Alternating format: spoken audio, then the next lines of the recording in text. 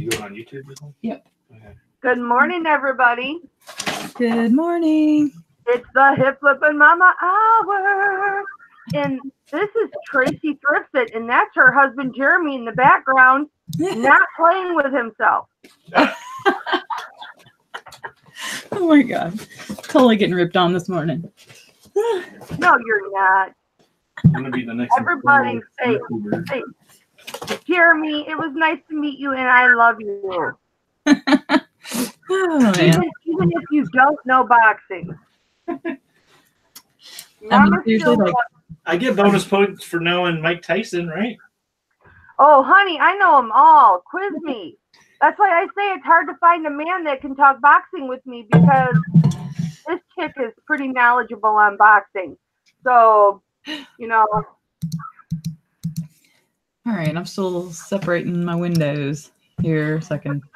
What are you going to work on this morning, Tracy? I'll probably still cross-posting some things from eBay to Mercari. Get in the line. Yeah, right. What about Jeremy, you? Jeremy, you seem like such a sweetheart. He is. I try. I'm not ripping on you, really, baby. That's just who I am. I'm just mean and cruel all the time. Hello, Rebecca Cruder. Hello, Larry Lafferty. Hey, Larry. Hey, Rebecca. You guys have to pardon my appearance. I totally just rolled out of bed a few minutes ago, and I'm still working on my first cup of coffee. Oh, please. You look beautiful. So, Tracy, for later viewers who may not know who you are, I can't imagine who would not know who you are, but tell everybody a little bit about yourself. I've been selling on eBay for about 21 years, on and off. I now consider myself full-time, even though I did not leave a job to do this full-time. Just stay-at-home momming, and I decided I was going to do it more so than I had been. So, but yeah, I sell on eBay, Poshmark, Mercari, Amazon. People are trying to talk me into doing Etsy, but I just don't know if I can take on another platform and still manage all of it. I'm thinking about taking on Etsy, but all I sell on is eBay. I don't know how you do all those different platforms. That would just intimidate the heck out of me. It is difficult. Sometimes a platform ends up taking the back burner. So, but eBay, I would say eBay is on number one right now. Yeah, I can't imagine Poshmark would allow you to take a back burner on it. Yeah, when you do, it definitely don't make sales. eBay's on number one right now. I was trying to get where I could see how many watchers were watching, and it forgot to mute it. Yeah, you know, I'm really bad at watching my chat. Look at this. Isn't this cute? Mm-hmm. You do jewelry, Tracy? Not really. No, not about 90. I don't know. I'd probably say 80% of my business is clothing, considering I do Poshmark and Mercari. Or not Poshmark and Mercari. Y'all, sorry, I haven't even made it to my first cup of coffee yet. So words, it's like my first day speaking English, okay? Good morning, Kelly Ecom. So I am going to work on finishing some listings that I have, which I don't really know how I'm going to do that with my setup, because my computer's over there. My phone is right here for the chat, and my laptop is here for, I might have to shut down, or I might have to minimize the webcam part and then work. It'll still record me. I don't know. Let's see.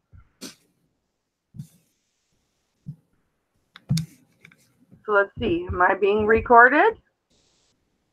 It looks like I'm being recorded. It appears that way. You're still here. You cannot hide. The little light is on. You cannot hide.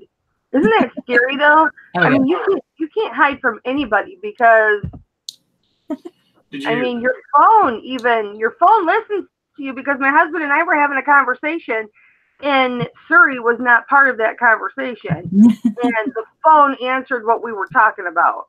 I said, I wonder what blah blah blah blah blah, and the phone answered my conversation, and I wasn't holding it. It was on the coffee table, or the couch side table, And yeah, and it answered my question, and I was like, all right, nobody's alone. Oh, on the news last night, I think it was last night or the night before, they were talking about Apple had to do something about FaceTime. They're having to do an update because something about somehow, some way your FaceTime is accessible by other people without your permission or answering the phone. That's weird. I had not heard that. Yeah, that is just crazy. And they were like, "Oh, it'll be resolved by the end of the week." You better be fixing that right now. Yeah, no kidding, right? FaceTime right now. Yeah. See, we would just rather go live on Facebook and let everybody see it. See, we have nothing to hide. I know. Yeah, that's right. I ain't scared. Well, I just had a sale. Woo! All of like $6. Hey, a sale is a sale. But it's an item that I have multi-quantity of, so it's making me money many times over. I like that. I sent one of those out yesterday. Oh, don't fall. I have so much glassware sitting everywhere that, yeah, I just had these. So these are Merrill's that I packaged up. I got to take these down to the post office today. Yeah, our post office been closed for the last 2 days. Hope they run today. Mm-hmm. I don't know if ours has been closed. I hope not. All right, I'm going to grab this item real quick. I got to look and see which Go one. ahead, baby.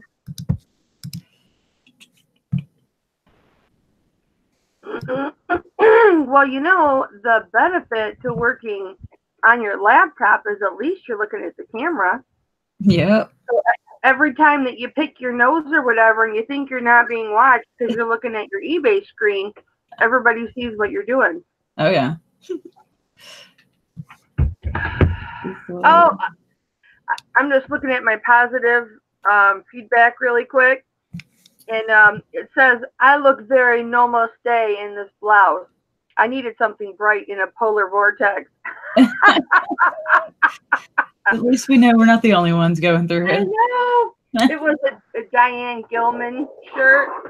I never heard of that Diane brand. Gilman blouse. Yeah, I look very namaste in this blouse. I love the Oh, creative that's so things. funny. people- I'm gonna have to screenshot that and put that on my Instagram. I love that. All right, I'm going to grab this real quick. I'll be right back. Go ahead, baby. Do your thing. Oh my gosh, they got Homer Laughlin China lead-free bowls. Nice, quick delivery. Thanks. And I sent those bowls. Get this, you guys. I bubble wrap the heck out of everything that I sell. So much so that I sent those 2 bowls in a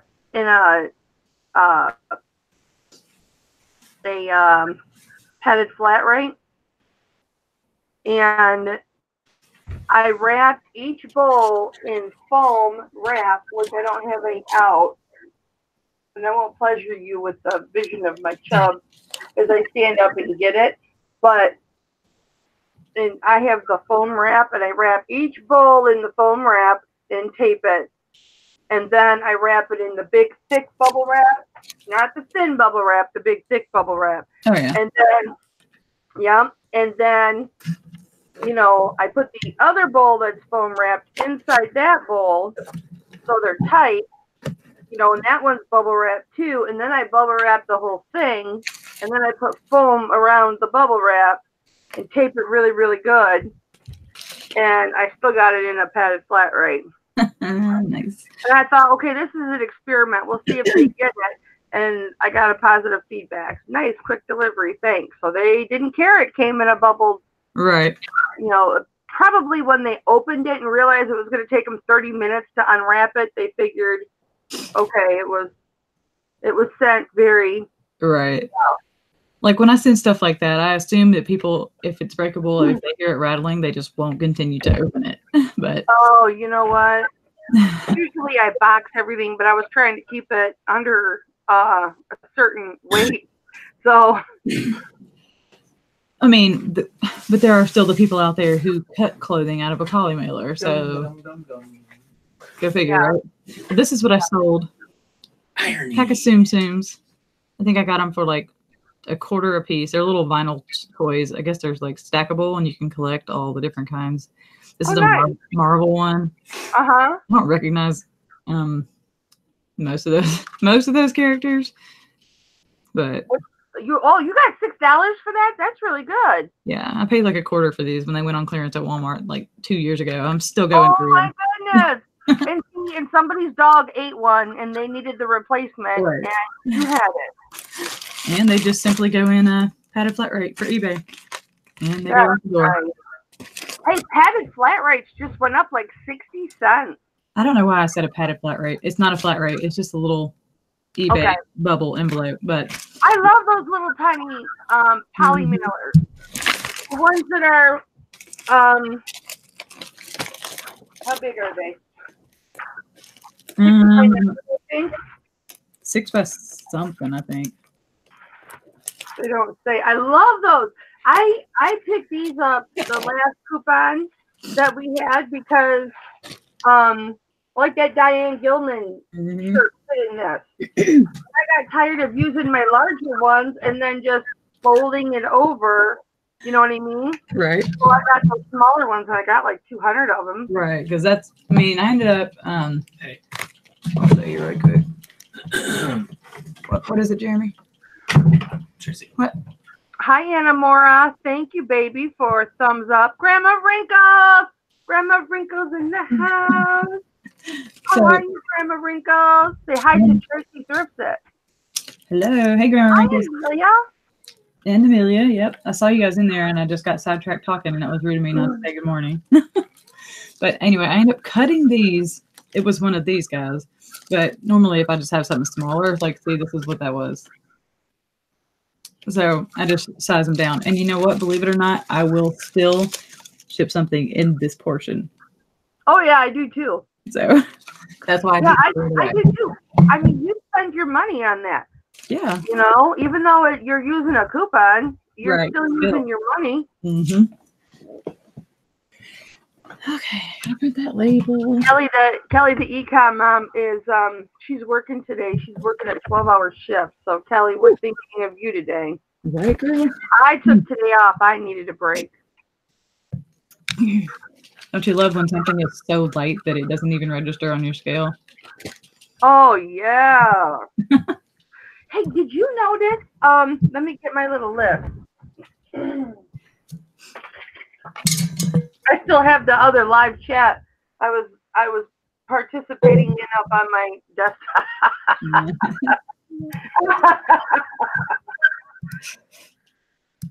Okay, so first class 1 through 4 is $276. 5 through 8 is the same price. 9 through 12 and 13 through 16. It's all the same price now. Yeah, where it was up, it was $1 or $2.66 for 1 to 4 ounces before. Yeah, but before it used to be 5, 6, 7. I mean, it was 5, 6, 7, 8, and through was all different prices. Where now it's 5 through 8 is one price. I mean, that's better for me. It is, but I mean, I don't know why they did that. I mean, it's constantly going to go up. We're just going to have to adapt. Oh yeah, it's cheaper in some situations. I send a lot of 9 through 12 items. Do you know what I mean? And so I mean, it's going to benefit me that they're doing it that way. So I mean, that's okay. Let's see. You know what? I didn't share the video to the groups yet. I don't know why I didn't think about that yet. Let me go do that now.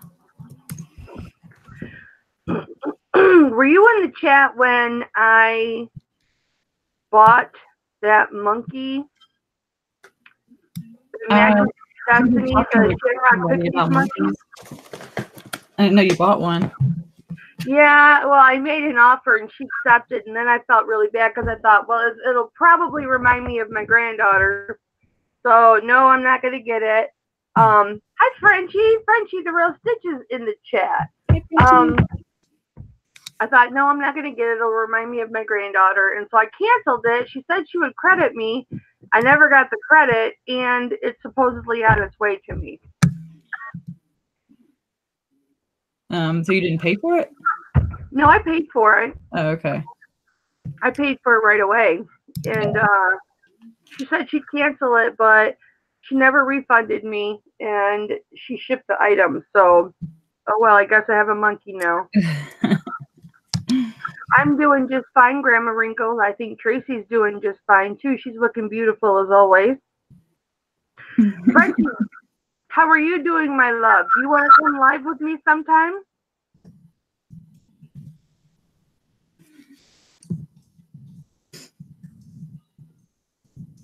She's not answering me. She doesn't love me anymore. I'm going to try and tape my phone to the top of my laptop with my eBay tape so that I can not have to look down so much. Look at that. Oh, okay. So I was going to say, Frenchie said hi to Grandma Wrinkles first. But she said hi. Hey, Kelly. You guys, I would open this window and let some light in here on me, but that would also mean letting like the almost negative temperatures in here. This room, you guys, this room, as you know, for the people that watch me on a regular basis, is 90 freaking degrees. And so I am always wearing sleeveless shirts and shorts. Like I have shorts on and my door is open. Okay. And I'm like thinking of, I should have kept my fat yoga wear on because, you know, the clothes I wear to do fat yoga. I call it fat yoga because that's what it's called. That is what it's called. Right. I need to do something active. Well, it's, you know what? It is the most brilliant thing. It's on YouTube, but it maybe it's not called fat yoga. Maybe that's just what I call it. But it is for, you know, people that can't get into all certain positions because, like, I have a big belly. I can't get into some of those positions, you know. So it's, you know, it's manageable yoga for everyone of size and restriction, you know. Mm-hmm. Because I do have 3 different kinds of arthritis, a lung disease, and a pain disease. So, but I really, really, really like it. And now that my knee is, you know, I had knee surgery a year ago. So my knee is getting almost back to full, whatever you call it, when you can fully use something, full functionability. And so I want to get back into doing my yoga. So it's weird that you said that because my father-in-law actually just had knee surgery like last week. Or wait, knee replacement or? Yes, knee replacement. No, I didn't have knee replacement. I just had torn meniscus. No, not a meniscus. Yeah, torn meniscus. Well, yeah. He had the entire thing replaced, so he's been hobbling around here on a walker. I have had more injuries from working out. I don't think 300-pound women are supposed to do the things that I was doing. I pulled the ligament on my 5th metatarsal on my right foot because I didn't have the proper shoes on to do, you know, those platforms that have the ball underneath them, and you put it sideways, you put one foot on, and then you put this foot on, and you're balancing. Well, I used to do that, and I would do 2 sets of 25 squats, right? All the way down and up, all the way down and up. If I didn't have the right shoes on, I had like those canvas type, like those fabric mesh type shoes. Mm-hmm. So they weren't supporting my feet, and I pulled my ligament. Oh, and so then I couldn't do that for the longest time, which was really hard because I loved how powerful my legs are. And I will do, I guess it's called a squat machine or something. I don't know, but you lay like on the ground and you're laying like this, and then you put your feet up on this platform and you've got all this weight. Oh, yeah, I know what you're talking about. We were doing almost 300 pounds, you know, pushing with the legs and everything. Mm-hmm. And I loved that, but I couldn't do it because of my ligament on my right foot. Because I tended to use my toes more than my heels, and you're not supposed to use your toes. Right. But yeah, I really like to work my legs, and my legs do not need really to be worked because they're very muscular. But Kelly says her workout of choice is karate. woo! I probably can't get my leg up that high. Hey Frenchie, we should do a live yoga session on YouTube. Let's do it once a week. You should. Yoga with Frenchie and Mama. I'd watch it. Skinny yoga versus fat yoga with Frenchie and Mama. Oh gosh. Okay, I've been talking. I got to print this label now before I lose this package.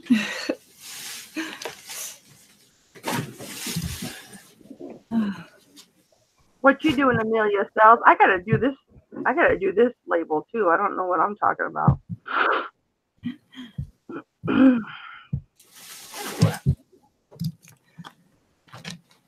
Grandma Wrinkle says her workout of choice is Pringles and Nutty Bars. I like a good nutty bar every now and again. My husband likes to put those in the freezer. I'm like, I don't know. They don't seem as fresh somehow. I wonder. I don't know. I like that crunch, and it's kind of like they get this not really soggy, but you get what I'm saying. Like, Yeah, it just doesn't seem as good. because when you put them in the freezer, they gain moisture. Hi, Kimmy.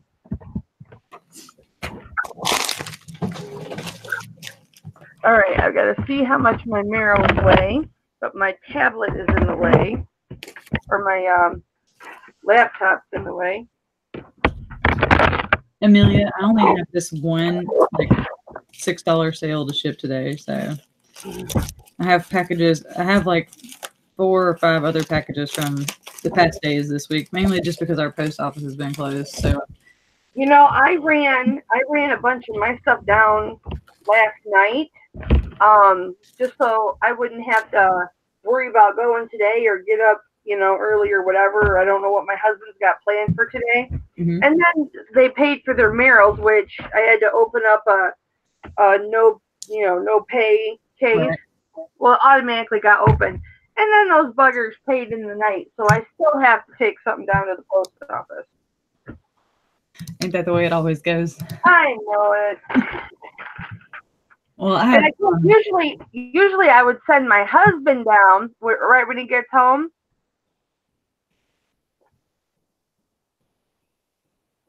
Are you reading that too?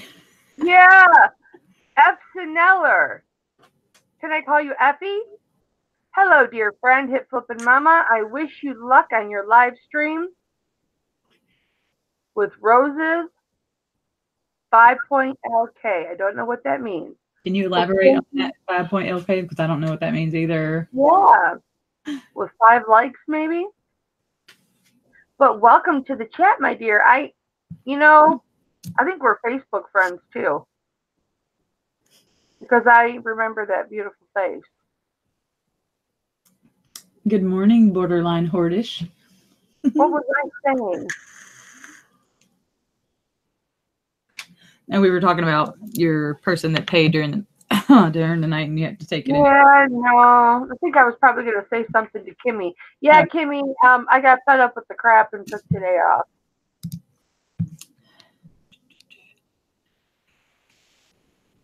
Borderline hoarderish with Kimmy.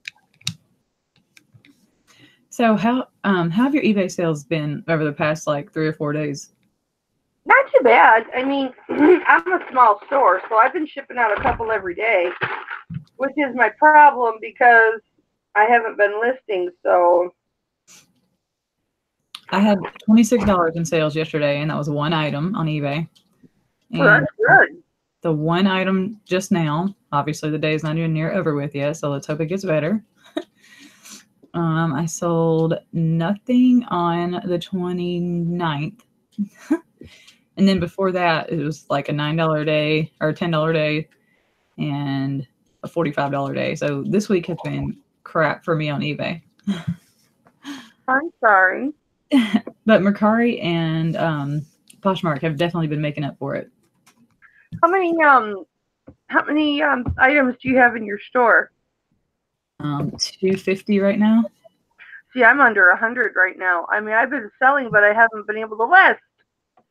I think maybe my eBay has gotten not really pushed to the back burner, but I've been trying to cross post a lot of things that can go on Mercari because I have just recently started listing to Mercari, probably in the last like 2 months. Mm-hmm. So I think I've gotten 100 items or so, give or take, over there. I think that's probably why my eBay is not doing as well as it should, because that's where I've been focusing all my time. Trying to get more eyes on my current items, which but like I said, Mercari has been doing super well. I have a friend who talked me into doing it, which I was not real excited about, taking on that other platform, which is even more so why I'm not excited about trying to do Etsy. So I have not been pushed over the edge to do Etsy yet. You know, I think I've been thinking more and more about doing Etsy. Because I do have some vintage items and whatnot. And some crafterish type items, but I don't know. I don't know. Hey, I want to ask you a question. Okay. You know these, what are these envelopes called? Tyvek? What are they called? Is it paper or like that plasticky? No, it's the, you said it, pie. Tyvek? Yeah, Tyvek. So, I've never used these before. I just picked them up. Okay. And I know like Katie uses them for cubic, but what are these classified under USPS? Because I think I could fit these into a legal flat rate, and it would be cheaper probably than sending it out in this. Well, you know you're not supposed to do that, right? What? Send like in that bag and then put it into another box. Oh no, I would take it out of this. Oh, okay. I wasn't getting on your case or anything. Sorry. Oh no, get on my case. Listen, Tracy, I am all about get in mama's shit, okay? If I'm doing something wrong or you think I'm being a bitch or whatever, get in my face. I am all about the honesty. If you haven't figured it out by now, I am all 100. And you can be all 100 with me. So, see, look, I even bubble wrap shoes. Yep. These are all taped to hell. And yeah, I'm thinking I could fit this in a legal flat rate and send it for $7. What's my Mercari product niche? I don't really have a specific niche. I list everything that can go over there. Like I don't have a specific niche for eBay either. About 90 or not 90, but probably about like 80% of my business right now is clothing. So I list all my clothing to eBay, Poshmark, and Mercari. And like you guys know what you can put on Poshmark pretty much is clothing, accessories, shoes, phone cases, tablet cases, purses, all of that stuff. And then basically everything I put on eBay goes to Mercari. And that's why I'm still taking so long getting all my things over to Mercari. I should do those two. Is Mercari just like eBay or? Basically, yeah. I mean, in my opinion, it's easier. But even if it's a new item, like if I'm listing it to eBay and then I'm going to cross post it, it's still easy. All you have to do is copy and paste. And I save all my pictures to my desktop. Like when I take pictures with my iPad for eBay, it automatically goes to the cloud and saves it to my desktop. So when I'm sitting down in my desktop, I can just copy and paste the information from the description and pop it over to Mercari and then upload my pictures. It takes me about 30 seconds of listing. Damn, girl. Yeah. I need to do that. It's not hard at all. I need to be. Can you list anything on Mercari? I would imagine it's probably about like eBay. I mean, I haven't really heard of anybody coming after you for a certain like Vero items on eBay, but I imagine they would. I don't know why they wouldn't, you know? So I would probably stick to your same Vero guides.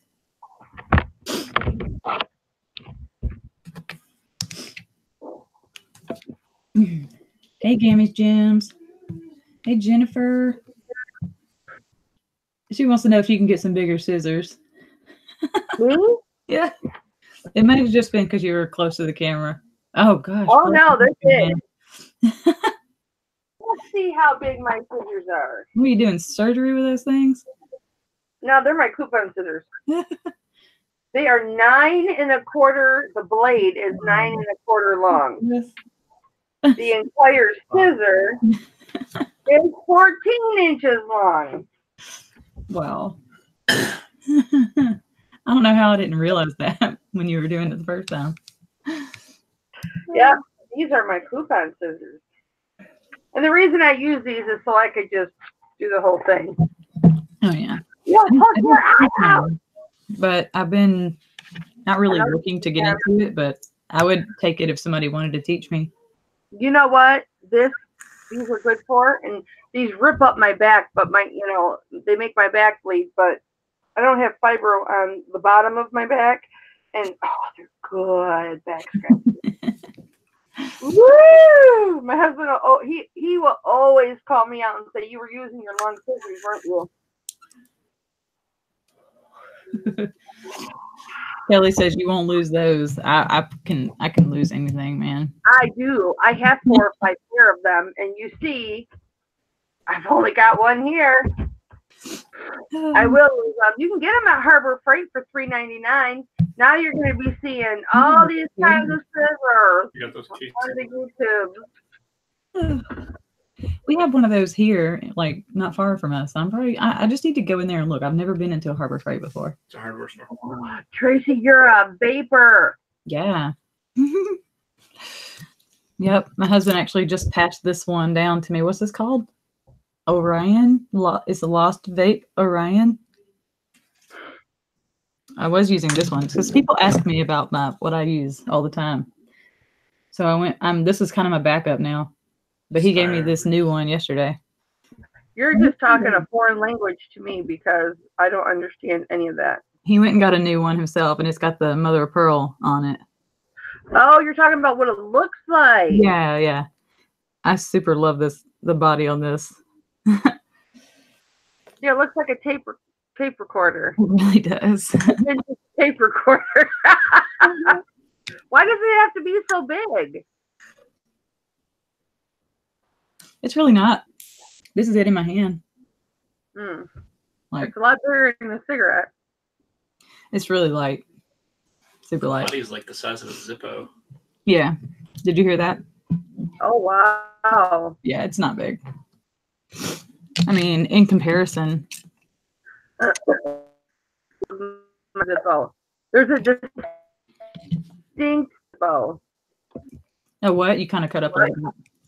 I said my dad used to use a Zippo to light his pipe. So yeah, I'm very well. Zippo to light his pipe? Dang. Yeah. Tobacco pipe. Yeah. Nobody twisted stuff in. Hey, Tim. Hex Treasures is in the chat now. And Tim, yes, I saw your message. But as soon as I got up, I basically had to get dressed and, excuse me, coffee burps. Ew. Hex Treasures. Welcome, Hex Treasures. Well, Hex Treasures, did you hit the ding-a-ling? Not this ding-a-ling, but the ding-a-ling bell so that it would notify you when I went live? Don't cry, baby. It's okay. Mama's here for you now. So, but yes, Tim, probably in a little bit, I'll still be working. We can make that happen. Tim messaged me earlier and asked me if I wanted to go live today, and I just didn't get a chance to respond just yet. Who's Tim? Hex Treasures. Oh! Hi, Tim. I gotta write it down. I gotta write it down in my book, and then I'll forget where I wrote it. I still have a hard time remembering everybody's name. That's one of the reasons I put my name in my YouTube handle. Good morning, Toddy. You never knew of me before, Hex Treasures? Well, so you were talking about Tracy. Nobody told you Tracy was going live. Well, now you know about me, Tim. I hope you hit the subscribe button. The reason you didn't get a notification is because she's on my channel, baby. She's on my channel. You want to? Mama. You know, everybody talks about putting their name in their title, and so many people call me. I went to put my elbow on the table and it's not there. So many people call me Mama that my name kind of is in my title. You want to let Tim pop into the video? Yeah, go ahead. Can you send him? You're a blue person, right? I think so. Yeah. Yeah. You have a I'm right. gonna send it to him in messages. So. Yeah, go ahead. Let's meet this fool. Let's meet this Tim. He's a cool cat. There you go, Tim. You got the link. Come on, Timmy. Come on, Timmy. Just have some clothes on. Switch back to my live event now. Oh no! Oh no! What happened? I don't know. I don't know where my. Oh, there it is. Okay. So now I can see myself again. Come on, Tim. What's holding you up? Tim's had some really good sales this week. I'm sure he will tell you about them. Like, oh yeah, let's hear about Tim's sales. I'm jealous. Why, Tim? Why are you in the chat right now going meow? What? Oh, me. Come on, Tim. Click that. I'm just impatient, baby. I want to meet you, and you're holding me up. I can't meet you. You're in my chat, and I can't meet you. Click the stinking link, Tim. Get in my chat so that I can say hello and that I love you. Everybody in chat right now, tell Tim how impatient I am. When I want to give my love, I need to give my love now. There he is. There he is. Hi, Tim. You sexy baby. Hello. Hi, Mama. Nice to meet you. Emily, this is my new channel I'm going to be on. Did you hear? She is my freaking spirit animal. Hey, Tim, you got some chub on you. I like a chubby man. My husband's not chubby. Well, if I ever get divorced, I'll give you my address. Oh, well, I have to be divorced too, but good morning, Craig. You can give it to Tracy, and if the event happens, but I'm in 34 years, so the chances of that happening aren't very good. But you can keep dreaming. See, the problem is, if I give Tracy my address, I'd have to change my address because I know she'd be trying to get over here as soon as possible. Oh, Tracy, you want to hit that? I don't know if Justin would like that. Jeremy, but yeah, Jeremy's in the same Jeremy. room. Listen, it's got a J. That's pretty good for me. So, Hip Flippin' Mama, it is very nice to meet you. What is your name? Mama. All right, Mama. Well, no, I'll stick with Mama. It's Kelly, but most people do call me Mama. But you can call me Kelly or you can call me Mama. Some people call me Hip. It's whatever you want to call me. I'll stick with Mama. I like that. Yeah, most people call me Mama because I'm usually, unless you keep me waiting in my live chat, my very own live chat, unless you keep me waiting, I'm a very loving and nurturing person. And I tend to be there for my lovelies. And like most people that have subscribed to me have my phone number. So I am Kimmy, you want to be called Kimberly? Does that mean I can't call you Kimmy? What? In the chat. I'm reading. Oh, I'm trying to pull up chat. Okay. So Tim, I had to look at my notes because I forgot your name already. And poor Jeremy will always be Justin. I'm sorry. She called you Justin. Stuck in my head. So Tim, I'm so so happy that I got to meet you. And I'm so happy that you're in my chat. How long have you been selling on eBay? We've been selling on eBay since about probably late 2015, early 2016. Started out as a hobby for us. I was working full time at a factory down in Tennessee. I was making really good money, and but it was something for my wife to do. She's always been ever since our kids were born, she's been a stay-at-home mom, and you know, she was looking for something. Very much so. Yeah.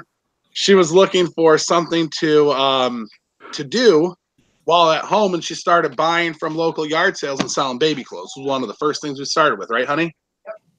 And we did really well with that. So then we started, you know, getting a little more into it. And then her grandfather passed away. And her grandfather was her grandfather had a respect and appreciation for his mother's collections. His mother was a collector. And sorry, I'm trying to pull the chat up and get all that fixed and ready to go. His mother was a collector, and she collected everything. Now, I wouldn't call her a hoarder because she had a good collection.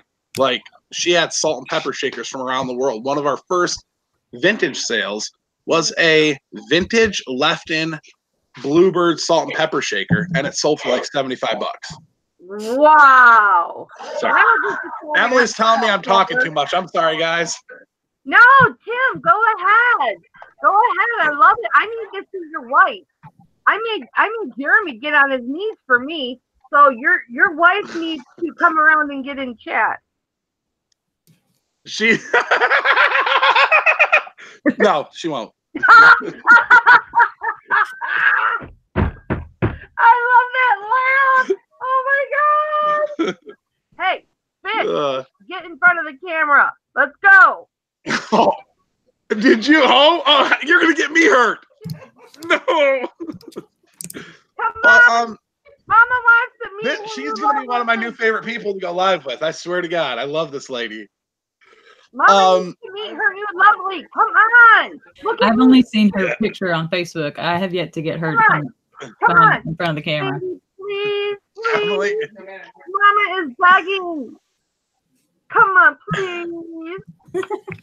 Come on. I mean, come on. Got on his knees for me. Tracy's husband got on his knees. The more you go, the worse she's gonna beat me. Please stop.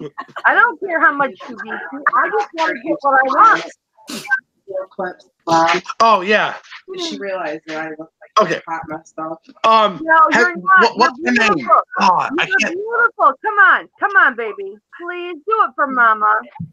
She really she actually looks just like her. I can't think of it. It's this one lady on YouTube. She does like a comedy bit, and she's very, very funny. The brunette who was like, "You're running. Is someone chasing you?" What? Yes, exactly. It's 7 a.m. I love her. Yeah. She is gorgeous. But yeah. She said this is the hot mess version of that, not the dressed up version. No, tell her that I think she's beautiful and that I just want to say hi. Just give it 1 second. Just peek in.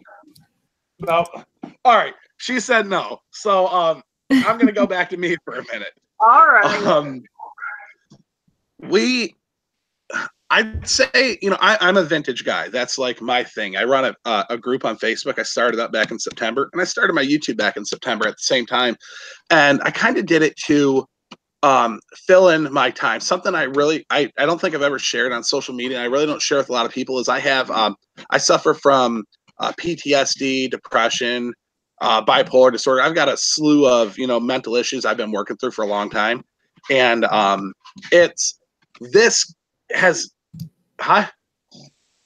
my wife goes, "You're fucking crazy." Hey, Tim, but tell your wife, "You're fucking crazy." Yep. She said we're all crazy. You know, I kind of did this as a way to I started up my group, one, as a way to kind of promote our brand, Hex Treasures, and, you know, put ourselves out there a little more. And then also to join the community. I noticed a lot of the bigger groups, the groups I was familiar with, are just really, they can be really rude and off-putting. You know, when you've got 50 to 100,000 members, it gets out of hand real quick. And, you know, I'm a fun-loving guy, but I get insecure, like, it's not funny how insecure I can get, how quickly, you know. And so I started up my group to have some people to talk with and hang out with, and things that that we could share in common. And it has exploded. I don't know how it got so big so quick, but we're almost at 4,000 members in 4 months. Tim. Nice. Yep. Hi, Bethany. And we do. Do you mind me saying what my group is? No, go ahead. Put it in the chat. Hang Okay. on. Let me make Yeah. you a friend. Yeah, I don't want to, just be plugging myself on here without some permission. No, Tim. I'm all about self-promotion. Awesome. One of the things that really sets our group apart is we do giveaways like crazy in our group. I want to say we've given away like $1,500 by this point. Do you give special gifts to Mama? Yeah, absolutely. And I know I heard before I exited off of YouTube, I heard Tracy talking about my crazy sales this week, and I will share those in a second. I mean, they are absolutely just mind blowing. Give me a second. Let me take. Had all the luck because I have not had any of the luck on eBay this week. Hi, Jeremy. We sold another. I woke up to a $50 sale this morning. Like as I woke up, I missed my alarm, but I woke up to the cha-ching. I've had one sale today for $6. I have had 0 sales today, but I've had payments. All right. And that's honestly our thing is we are smaller sellers. We do between $30 and $50 a day usually, right? We push between $900 and $1,500, but we're in a situation different than a lot of people where we are not we don't have a lot of financial obligation. My wife's family, when her grandfather passed away, they came into money. The grandfather made a lot of good investments and had life insurance policies and so forth and whatnot. And, we were given 10 acres of the 40 acres that he lived on in Michigan to build a house. So we got essentially. You're in Michigan? Yes. Where in Michigan? I am in Silverwood, Michigan. I don't know where that is. I'm in Kalamazoo. Nice. I'm setting up a local meetup for Michigan. Do you know where Lapeer is? Nope, but my husband does. She lives by Uncle Brian. Do you know where Flint is? Yep. No, Okay, not really, but I know that's not far. Okay, Yeah. can I stop you We're there about for just a second? Craig, Landshark Picker, wanted to join our chat for a minute or join the live for a minute. Yeah, make him a mod. Go ahead. Can you invite him from the Hangout? Can you invite him from the Hangout? I tried and I was not able to. Okay. Hang on, Craig. He says that he is currently sitting in the thrift store parking lot. Okay. So he's going to come What's out from his phone for a minute. I don't know his email. Can I do his login? Can you do what? Sorry. Can I just do it with Landshark Picker? What's her name? Would you say her name? I have his email. I don't know if that'll help you. Yeah, but I don't know if he wants everybody to have it. No, I wouldn't put it in the chat. No. Okay. Hey, baby, can you? We friend you on Facebook. No, we're Instagram. Oh, okay, yeah. Craig, go to my message when I sent you that picture of the land shark. Oh, he said it's fine. Go ahead and give me his email. Kelly, I hear Big my- Daddy I hear my- B69 at yahoo.com. What is it? Oh, God. Hey, Kelly. We're not talking oral sex here. What's his email? All right, I don't know. I'm about to put it in the chat. I love this lady. Oh my God, she's fantastic. Okay. Look, Tim. Look, I'm 50 years old, but I'm feisty as fuck. Okay. In the message, I do believe in my live broadcast title, it says I'm hyper. I love it. Did you have you lived in Kalamazoo your whole life? I have. I'm still waiting for Craig. I put it in the chat. No, you didn't. I was I did. I was born and raised for 20 years, lived in Cass County. I don't see it, baby. Can you just tell me? Yeah, it's landchartpicker@gmail.com. Oh my God, you didn't have to type that. I just figured it might be easier to copy and paste it. No, I can't. I'm on my. I'm not like that. Okay, gotcha. Hey, Jeremy, Kelly. Jeremy wanted to tell you I lived next door to you your whole life. Who? Jeremy. Oh, you have? Where do you live? I lived in Cass County for 20 years or so. No shit. Yeah. Nope. I'm from Alabama originally, but he was from there. You can tell you're from the South, Tracy. I love your accent. Yeah, I almost. Craig! Hi, Craig! That's the only way I can join Hangouts. I don't know why it does that. No. He's off screen like you. Tim. The king is speaking. Craig, my chat is yours. Uh-oh. All right. I don't know how many people have looked at coffee mugs, but I know this is a name that floats out there. Deneen, Deneen Pottery. They're really cool looking mugs. That is cool. This one says Cindy's New York Delicatessen Restaurant and Bakery. Okay, hang on, Craig. Nobody make any noise so it won't switch to anybody but Craig. Wait, I'm going to make Craig the I'm going to mute myself. No, I made Craig. If you mute yourself, it won't switch. Nope, I made Craig the only one. Go ahead, baby. Yeah. It's a really cool ceramic mug, but they're the Deneen is the brand, and this one says Cindy's New York Delicatessen. I paid 99 cents for them. They're about a $30 mug. I got two of them, two different designs, two different colors, I guess. I had heard people talk about them in the past, but I didn't know what they looked like. I'd never watched anybody's video. There's a navy blue one and a light blue one, or whatever color that is, but 99 cents a piece. They ought to go for about between 25 and 30 a piece.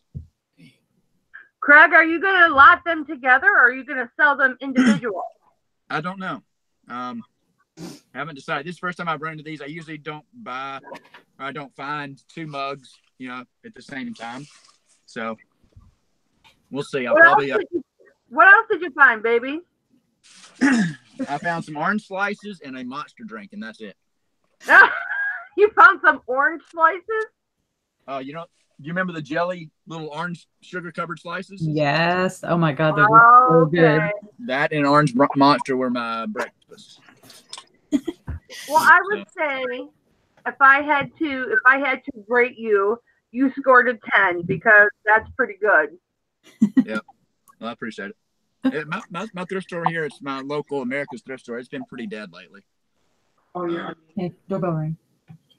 I haven't had a lot of luck. You're about to see Jeremy dash for the door. The doorbell just rang. It's probably mail dropping off some packages we ordered this week.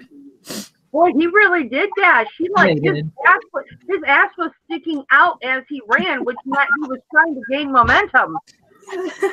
He's Mama. For real about his mail. What up, Tim? What's up? Here, if I do a screen share real quick, I want to show you the mug I sold. Yeah, go ahead. Speaking of mugs. My mugs don't compare with Tim's mug. This is a once-in-a-lifetime find. I listed it. It sold within 3 days, and it blew my freaking mind, okay?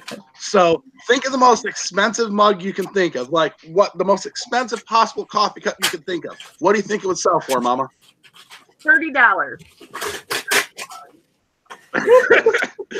That's a reasonable guess. Tracy's joke.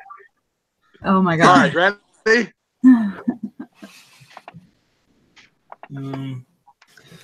Holy shit! Right? What? It sold for $350. It's pewter. What was it? Watch. Is it just the lid? Yeah. Wow. All right, so that's not a normal coffee cup.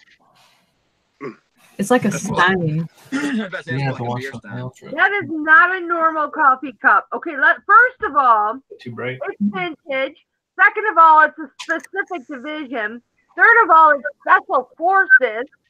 So, you know, I mean, Yes, it's you've got beer stein people, you've got, you know, military people. Holy hell, you're hitting like 10 different markets with that thing.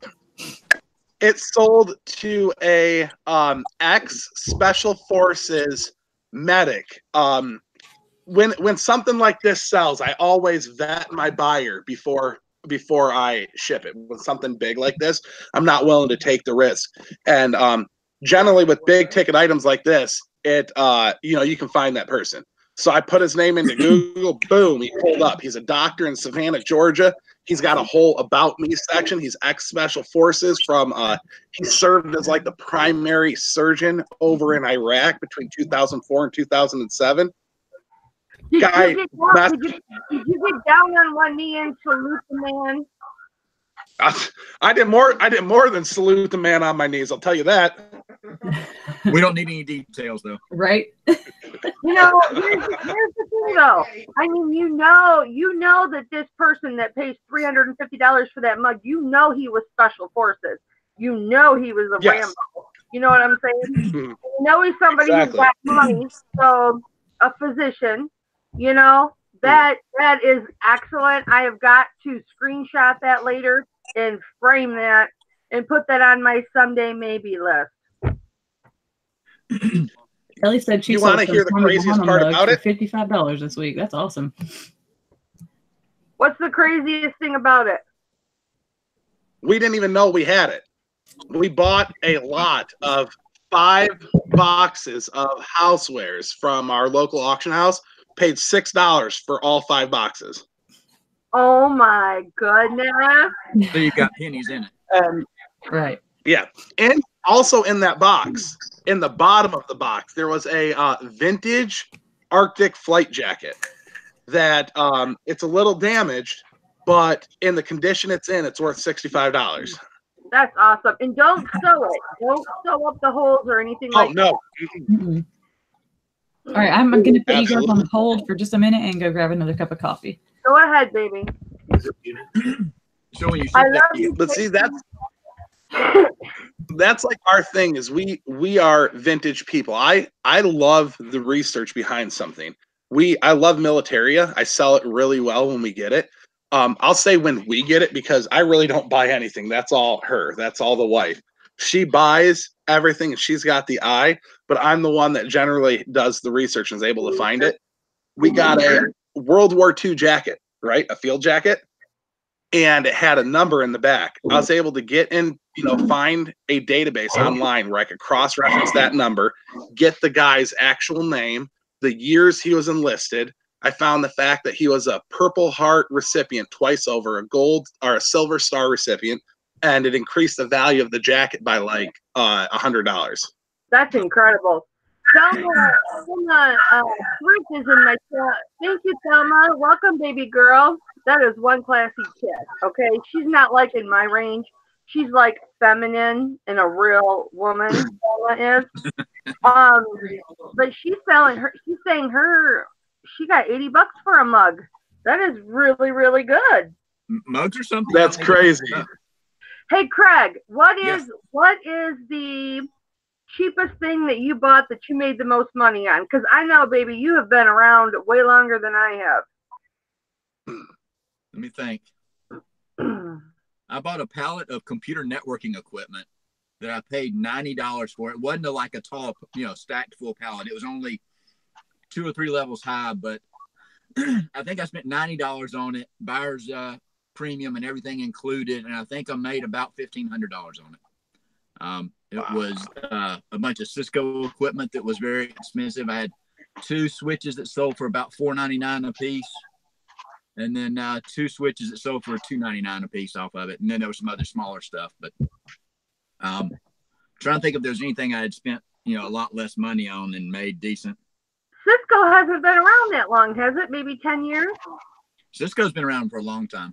But this has only been a year and a half ago. I bought another good find I had the last couple of months. I found a $6 softball batting helmet that was signed by the whole Olympic USA softball team. Paid So you had Jenny $6.99 Finch for it. on there. You had Jenny Finch's signature. Had several on there. I paid $6.99 for it and got $120 for it, I think, shipped. Nice. You know, in our town, we have a local baseball team called the Growlers. Right. And she was at one of those. My husband and I had season tickets for the, I don't know, the nice section, whatever you call it. And she was the guest that was throwing out the ball. And so everybody got a free Jenny Finch bobblehead. And there was like, I don't know, 5 of us that day. And so we all got Jenny Finch bobbleheads. And I sold them, I think, for $30 a piece on eBay. Yeah, this helmet had Jenny Finch. It had Lisa Fernandez. Who else? There were several big name players. The Olympic team played in Birmingham. So it was something that somebody had gotten signed here. Hibbets was involved. It was a neat. I had several people look at it to make sure they thought it was authentic, but That's awesome. It was a nice find. My daughter in her teen years, she got, you remember the movie with Tom Hanks and I can't think, it was about baseball, A League of Their Own. Yeah, the women's baseball. Yeah, she went to this meetup and there were several of the gals from the team from Michigan there, and she got baseball cards signed by them, and she got a baseball bat signed by them, and she threw it all away, and I fetched it out of the garbage, and I still have it, and I haven't done the research as to what that is worth. You gotta be careful with those drafts. Yeah, they have a lot higher value if you have a certificate of authenticity, typically. Or you can send things off. It's a high dollar really high dollar value.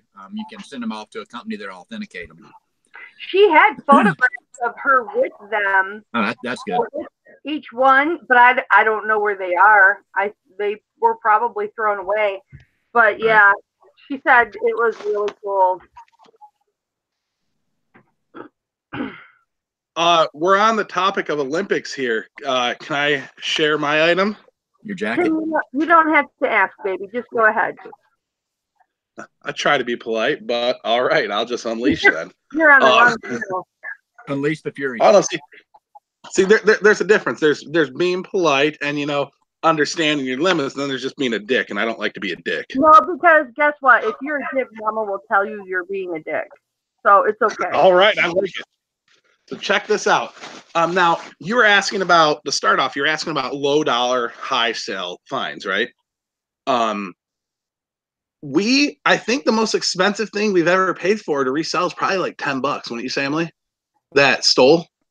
Oh yeah. So we just sold. That's not your Olympic. I know. It's not my Olympic find, but I'm getting there, honey.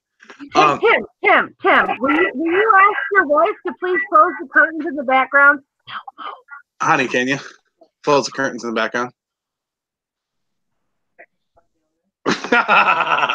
Probably. I don't. No, it's really got a bag layer, honestly. Yeah, it does. But no crawling on the ground. I'm not. We just sold this. Kill 2 birds with 1 stone. Just do it, honey. I am. All right. We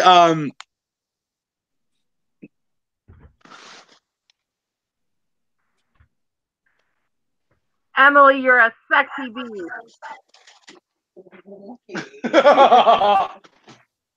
She is more than a voice.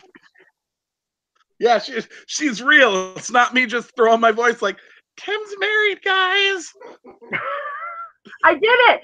See, Tim, I backed off, but Mama always gets her way.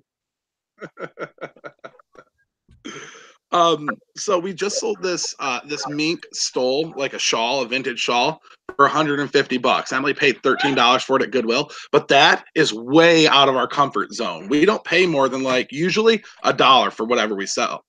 And for the most part, we don't pay more than a quarter or 10 cents.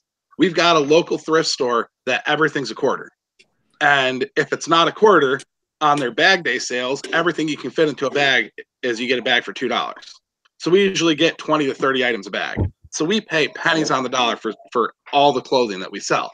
This right here is one of the items Emily got at that bag sale. So we probably have 20 cents into this because we couldn't fit as much in the bag.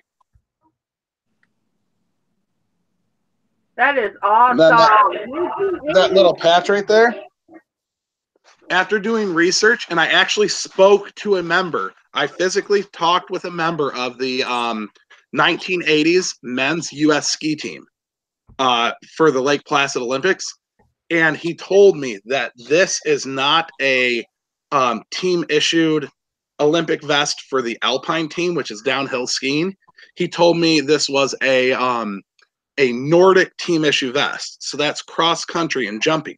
And the only reason he told me that was because he lives up in Traverse City. And what I was going to do, I did a whole video on it called like Stalking an Olympian. And we go on vacation to the Great Wolf Lodge about probably once a year, maybe once every year and a half up in Traverse City. And I was going to take this up there with me and have him sign it. I was willing to pay up to $100 to have him sign it. And if he signed it, that would make it worth a lot more because I could take a picture of him signing it. So it would be 100% authentic and include it with the vest. But as it stands, this is worth $350. Oh, wow. Yep. One sold, this exact vest sold back in 2014 for $150, but they didn't have the information that we have. They didn't know what it was. They just knew that it was something cool. And so we have ours for $300, excuse me, with I want to say 2 watchers on it right now. That's incredible. Was 2014 an Olympic year? I want to say it was 1980, so that would be 34 years. It would not be a Winter Olympic year. Okay, I was about to say because what I found with that helmet that I was working with and researching is Olympic items tend to sell better for higher value when you're closer, during an Olympic year. Absolutely, they definitely did. You notice that they sold for $500, but it was during the Olympic year. I'm back, guys. Sorry I was gone so long. Sequence did of you leave? events happened once I left the room. Yes. That is fine, my darling. Tim, you're making it easier and easier for me to jump in the truck and make a road trip to Michigan with your penny and quarter-cent sourcing business. Literally, okay, I shit you guys not. And Tracy and Craig already know this because they've been live with me a couple times and they've hung out. But we can go in there and we can clean out 500 pieces of clothing for $25 and do it in like an hour and a half. And I'm talking about stuff that is not very, very like we don't go into detail looking it over, make sure there's no major rips, tears, stains, that stuff. We just look it over real quick and we throw it in the basket. And we sell 2 things out of that lot and we've paid for 500 pieces of clothing. You know what I mean? At that price, is it worth just grabbing everything? So, well, I tried. So Tim, what is this place called? Your honey hole? Yeah, I mean, I've shared it just about everywhere else, haven't I? It's in Mayville, Michigan. It's just called the Mayville Share Shop. Huh. See, and go ahead.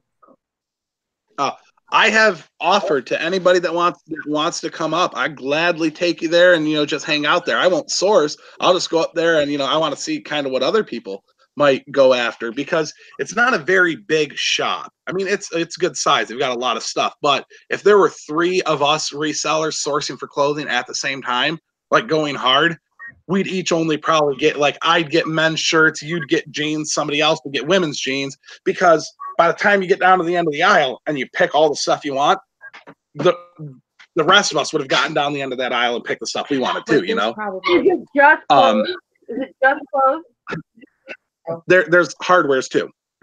Are you like house goods? That's where I would be because I've got maybe 12 bins of clothing that needs to be listed. I'm trying to get out of the clothing because I went from 1,000 square foot office in the basement to 110 square foot office upstairs. I mean, there's room for Mike. There's always room for Mike on my wall. I gotta have my mic. Just I love that.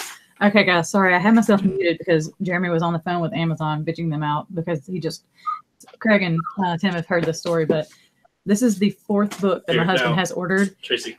Let me see him. Okay. Oh, wait, no, that was mine. Well, anyway, let me see one of them. Okay. He ordered 4 books. He just got the 4. 3. Okay, 3 books. Look how they arrived. I'm going to hold them up so you can kind of see the edges. Can you see the edges like they're all busted up? Right one of the hardcovers was actually bent so bad that the cardboard inside the core was exposed. Yeah, I'm going to show you this one specifically.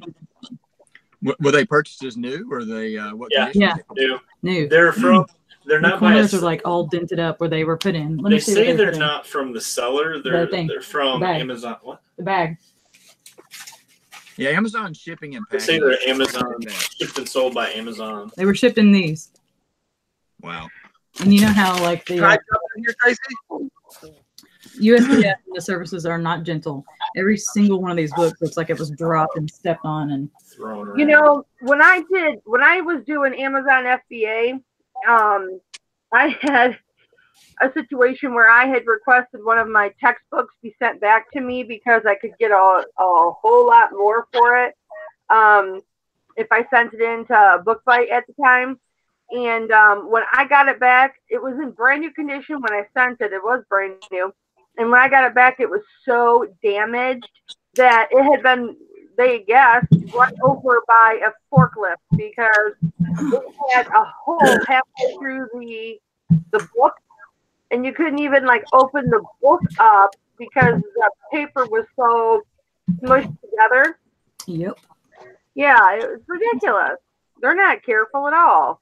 Nope. No, I'm we amazed. bought a kid's book, right?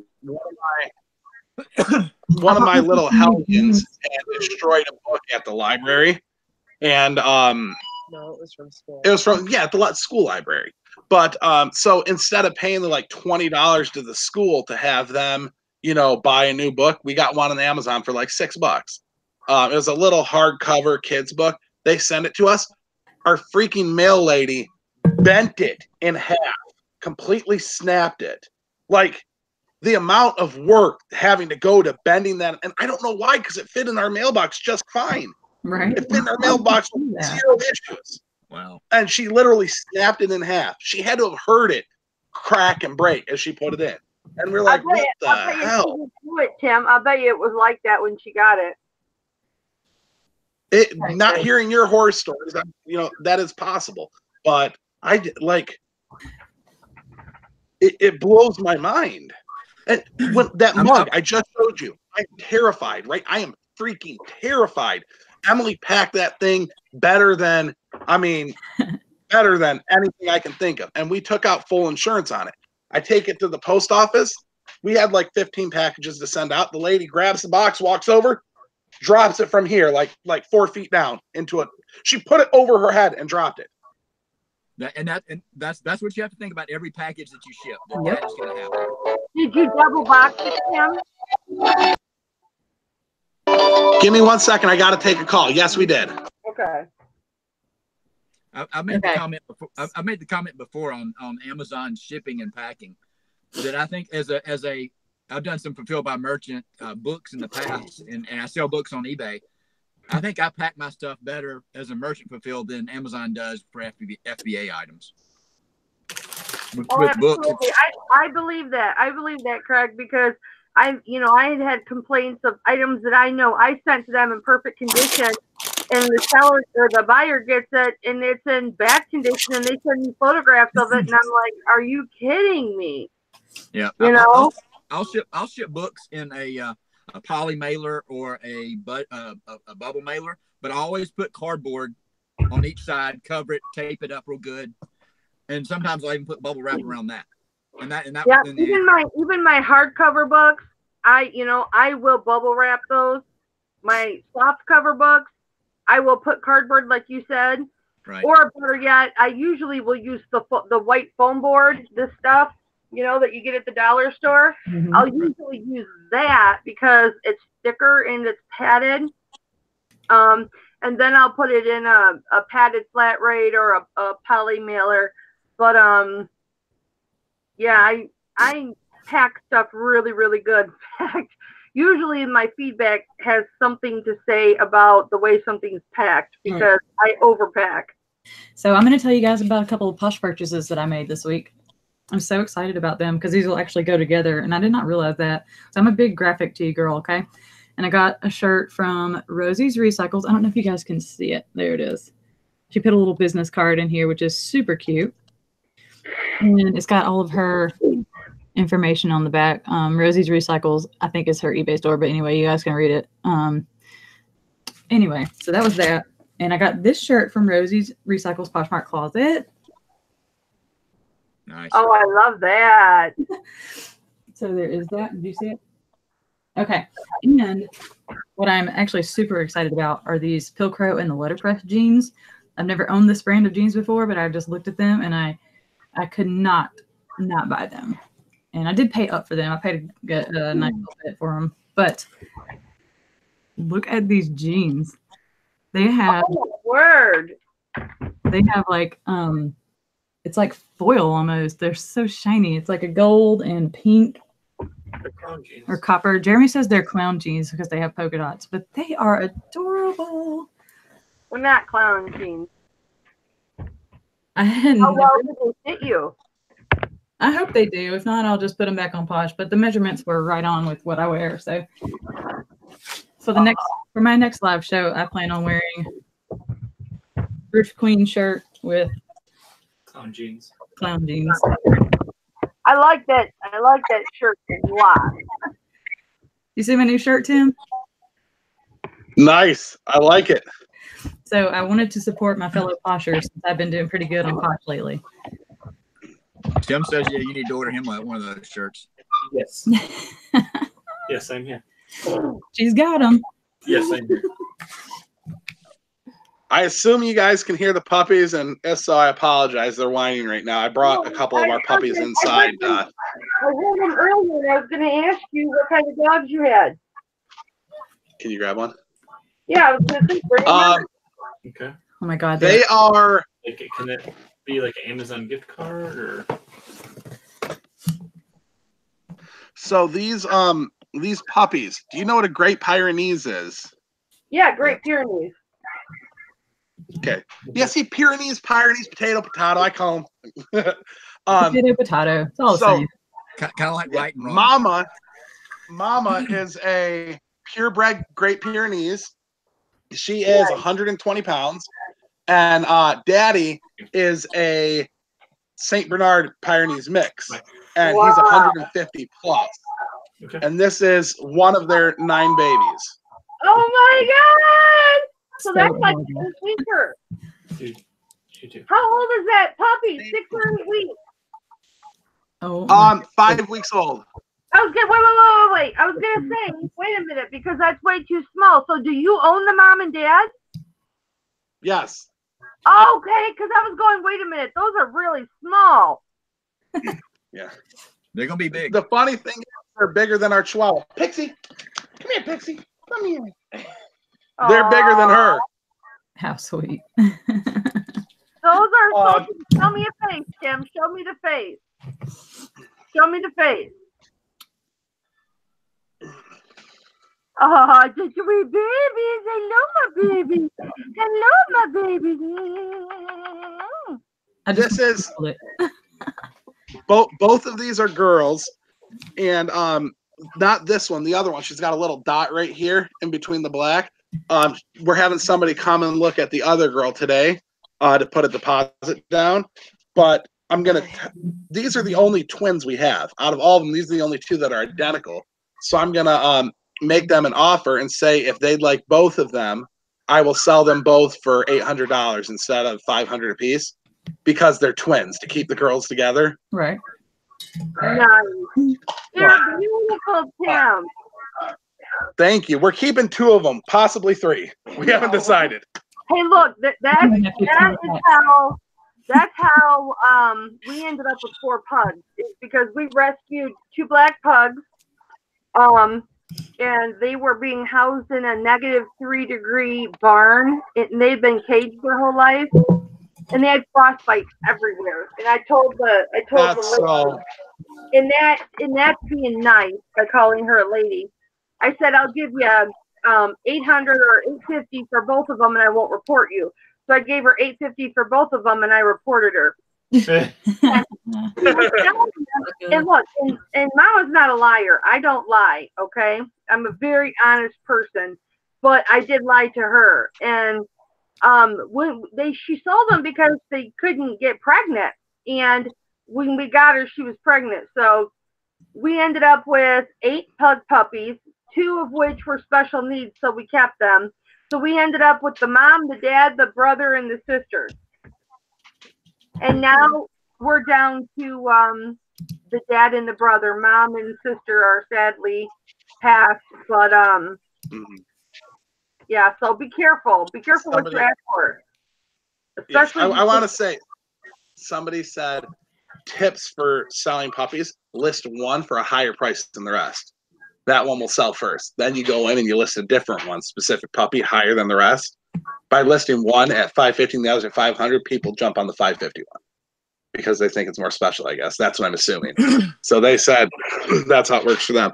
Well, I know these 2 obviously know my entire life story because I do nothing but run my jaw. But you don't know yet.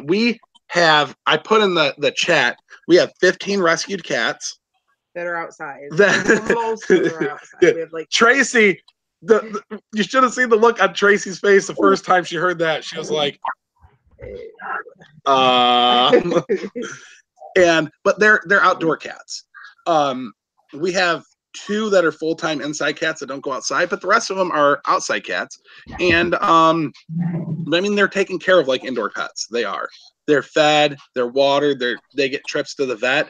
It's just, I'm not going to have 15 cats in my house, especially with living on 40 acres.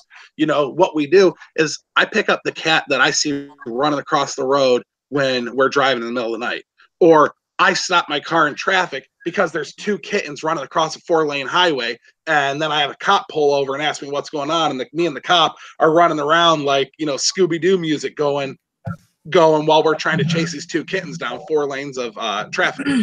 Yeah, that happened with me with possums, because I was coming at home when I worked at the hospital. I was coming home at 1:30 in the morning, and there's a possum in the middle of the road just sitting there, and I'm like, okay, that's not right.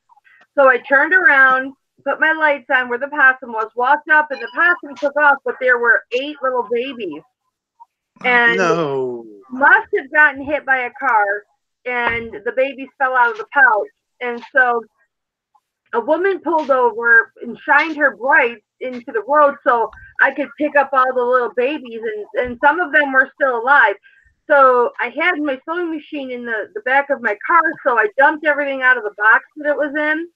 And I just bought some fabric at the fabric store. And I took all the fabric and wadded it all up in the box. And I put the babies, I didn't touch them. I used mail I had in my car.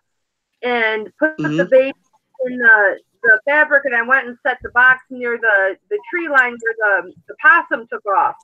And then so the babies would be warm, and so hopefully the mama came back and got the babies. So yeah, that was crazy.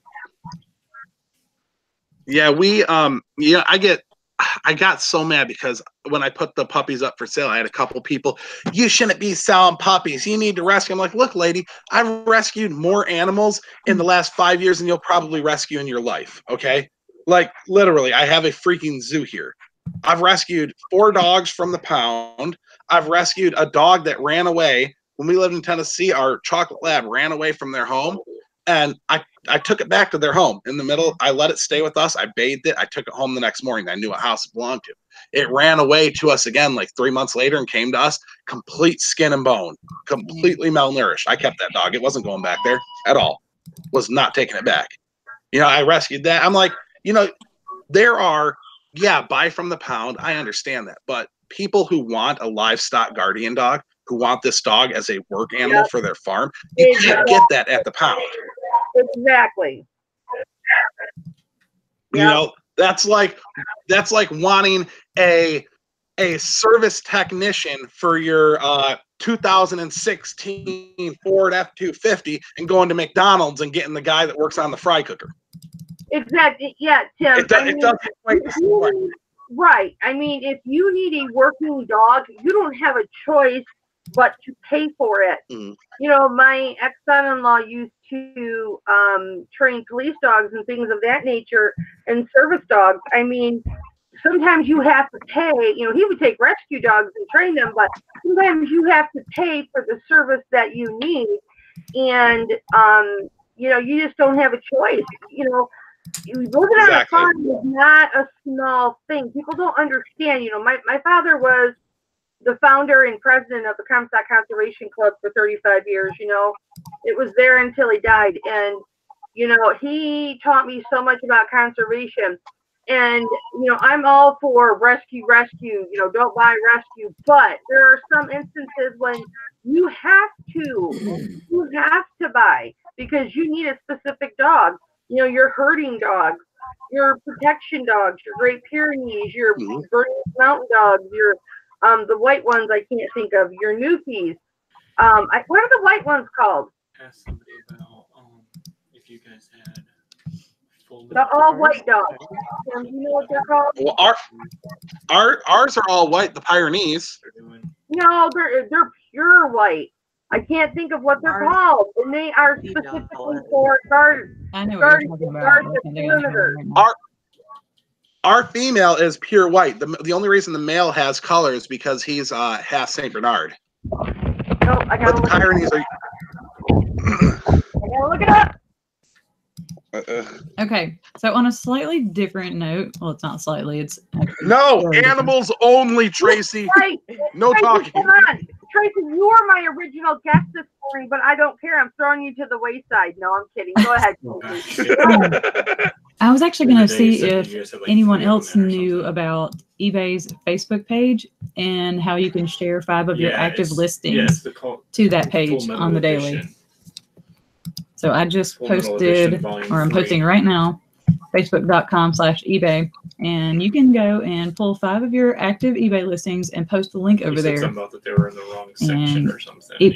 It'll get, let's see, like 11 million people follow this page. So it gets broadcast to all of those people. Yeah, it's got like a. If you guys didn't know that already. No, I didn't know that. I know. Yep. Yeah. I know I've heard you talk about that, Tracy, and I haven't jumped on that yet, but that's something I'll look into today. And I mean, I hope you don't get mad, but that sounds like a really good video idea. So yeah, do it. I mean, you do it. I'm probably gonna do it too later, like after, way after. Not like bent and busted up. Cute.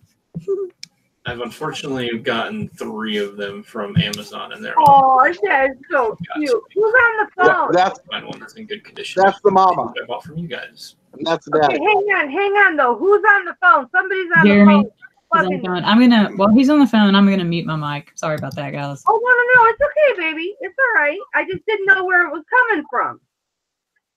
Look at that picture. I have extreme anxiety, Tracy. And if something's happening and I don't know what's happening, my heart starts pounding, and I couldn't figure out where that was coming from. I'm not mad now that it just you know, I'm just weird like that. I understand. You got to know. I'm the same. Or I'm trying to figure out what the all white guard dog is called. Oh, I'm all on you, Tim. Let me get off of you. You can be all on me all you want. Ow! Oh my! I haven't felt that bad since I got rejected for the 10th grade dance. No, it was just funny. Oh, okay. I thought you were laughing at me. I'm like, no.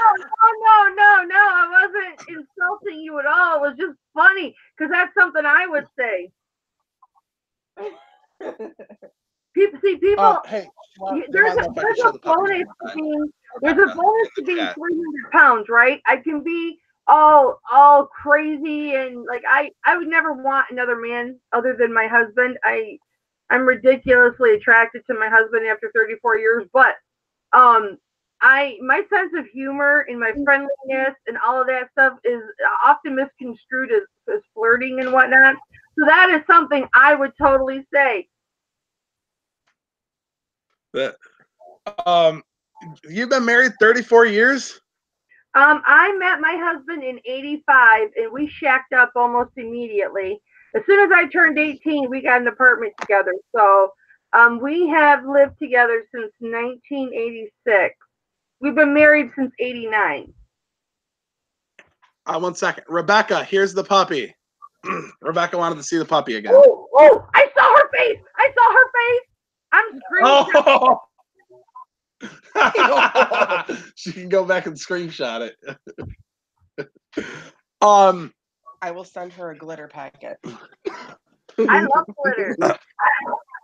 The ones that explode. Yeah, sure. You should have seen me in here with a foam. I might see, baby, you're barking up the wrong channel. You got to learn to love mama, because I had one of those hard foam, and I took my scissors like this, and I was like, and it was like smelling right? Piece of foam that just made it destroy. And I still have little pieces of this foam, right? All over it's like caked all over everything. So, sending me a glitter bomb is only going to make me happy, sunshine. Okay. So let me back up here a second. What were you talking about before I grabbed the puppy? Because I saw that and I wanted to bring the puppy on for the person in the chat. We were talking. I'm trying. Once there's a dog in this situation, I forget everything else. Yeah, pretty much here. I'm just trying to backtrack because Tracy was making a point about eBay, about the sharing your items on the eBay page, and I was going to go ahead and plug myself here. I did a video on sending offers to watchers. Now, I know this is something that was found out a while back about. There's a page you can go to in your seller overview and send out offers, right? If you have watchers on your items, you can send out offers. For anyone in the chat that's interested, or anybody that that's watching that didn't know, there is a way to send out offers to every item that you have watchers on. It doesn't work on every item, but like we had 102 watchers and I sent out 80. Oh, that's awesome. I'm going to have to watch it. Okay, so I found the dog. It's called an Akbash. Oh. Akbash. Oh, shit. Yeah, let me find a different picture. I don't like that picture. Oh, no, yeah, that was right. Oh, there's also Anatolian Shepherd. Maybe that's the one I'm thinking. There we go. They're white too. Yeah. The Anatolian Shepherd is they're more of a like beige color with the black ears, but that's what everybody thought. Okay. Sorry, guys. The Anatolian Shepherd and the Pyrenees, they're notorious. They crossbreed those two. They're a very good dog being crossbred, the two breeds. And that's something that a lot of people want is the Anatolian Shepherd Pyrenees mix. Okay, so right quick while I was plugging everybody's groups, Craig, you have a group, right? No, I don't. Oh, okay. I thought I was remembering you mentioning a group the other day. Do you guys have any groups that you want to put out in the chat or tell me and I'll plug them right quick since I'm on Facebook? I only have I Love Mama group, and you're on it right now. Guys, I'm Well, about Mama, to this store. I better see a request for you into my group here. I'll join back in a little I bit, need guys. to request. Craig, what are you doing? Where are you going? Craig loves this. Yeah. I ignored him. That's why. He said he'd be back in a minute. He's probably going into another store. Okay. Tim. Yeah. This is what I was talking about. And hey, don't talk. Focus on me now. Focus on me. And that is a Great Pyrenees. Yes. So that is what I was talking about. So it must be the Great Pyrenees are mostly white. is it uncommon for them to be? Oh, well, yours are not. Okay. Wait a minute. Yours are mixed, so that's why there's color to it. Yes. Well, the other babies, Almost the only ones all of the time, the Pyrenees start off with badger markings on their eyes, not black. They're usually a brown or a tan color, and they go away after 6 to 8 months. Well, and then they become all white. That's what threw me for a loop because I was thinking, no, there is an all white dog, and that was the Great Pyrenees. So, okay. That's why I was showing you that picture. Like here, I'll show you my Instagram picture right now. This is me and Marshmallow. She's our mama. This is me and her going to the post office together, and it's right here. But she is pure white, and here. Oh, it's a sweet baby. Yeah, she is beautiful, and she's purebred, and the dad is half Saint Bernard, half Great Pyrenees. So they're a quarter Saint Bernard. That's why they've got some color. Nice. You know what's going to have to happen this summer, right? You know I'm coming over. Let's do it. Me and Emily, we are actually. I've been talking, and I know this is gonna sound bad or like I'm lazy. I a lot of the time I can't get motivated enough to do eBay. I don't know why.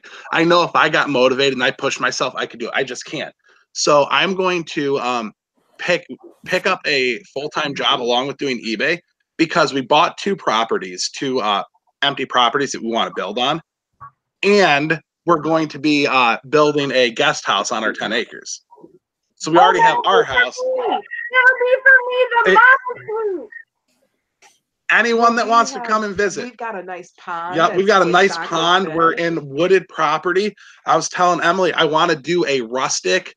I want to build, it'll probably take me a year or two, but I want to build a log cabin with the wood on the property and build it, using the antique techniques, using the antique tools, the old tools.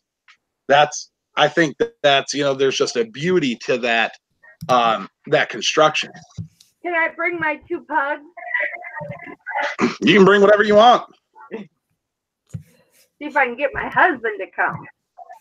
No, you can leave him out.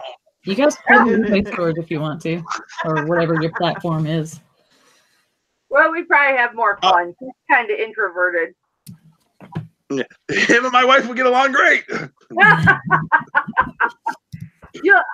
I'll come to see you, but really, I'll be in the massive cage with the dogs at night. Yeah. With the dogs at night. One more thing I'm gonna plug here and say tonight I'm going live at 9:30 p.m. with Emily Springer. She doesn't have a YouTube channel, but this lady is crazy knowledgeable on jewelry, gold and silver. They own a jewelry store in Indianapolis, I want to say, Universal Gold and Silver. And I released a video. She made a video and sent it to me, and I put it up on my YouTube, Tools of the Trade. She was going to bring them on live with us tonight, but there were just too many tools, and she didn't want to take up too long in the video. So we're going to be doing kind of a question and answer session. Any questions you have about any type of jewelry, anything you want to learn. I have an interview with her where I'm going to be asking some specific questions, and we're going to open it up to anybody that wants to, may have questions about, how to tell vintage from new jewelry, how to tell like Bakelite from regular plastic, all kinds of things. Oh, awesome. Because, I'm into the vintage costume jewelry. Mm-hmm. I need to be into jewelry. I don't come across enough really, or I guess maybe I'm not looking hard enough for it. The only place we find jewelry, like costume jewelry, vintage jewelry, is at the our auction house we go to. And Emily probably 2 years ago, she bought a lot of costume jewelry.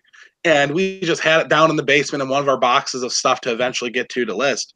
And we brought it up to go through it. And sure enough, one of the pieces in it, she paid, I want to say $4 for like 20 pieces of costume jewelry. And we already sold a couple of like the Bakelite brooches for like 10, 15 bucks. One of the pieces was an 18 karat gold necklace. You need to be talking to me before you're selling that costume jewelry, boy. I will. And with stuff like that, with lots at an auction, you run the chance of, especially if you get it cheap like we do, you run the chance of finding something really good. And that gold chain, we got really, it was worth like $40 in scrap value. But my contact, my go-to was Emily. She was one that I talked to, and I said, hey, what would you do with this? What would you value that in your store? And because there were no kinks, it wasn't scrap gold. We weren't going to scrap it. But I didn't want to sell it on eBay because I didn't want to take the risk with somebody scamming me. She told me it was worth like $250.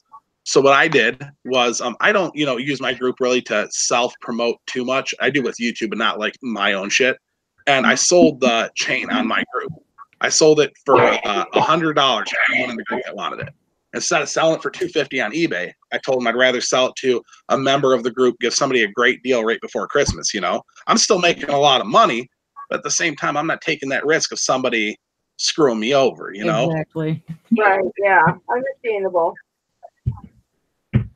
That's awesome. That is really awesome. I pick up a lot of my costume jewelry at, I work in Battle Creek, and the Salvation Army that's in Battle Creek, they don't loop their jewelry.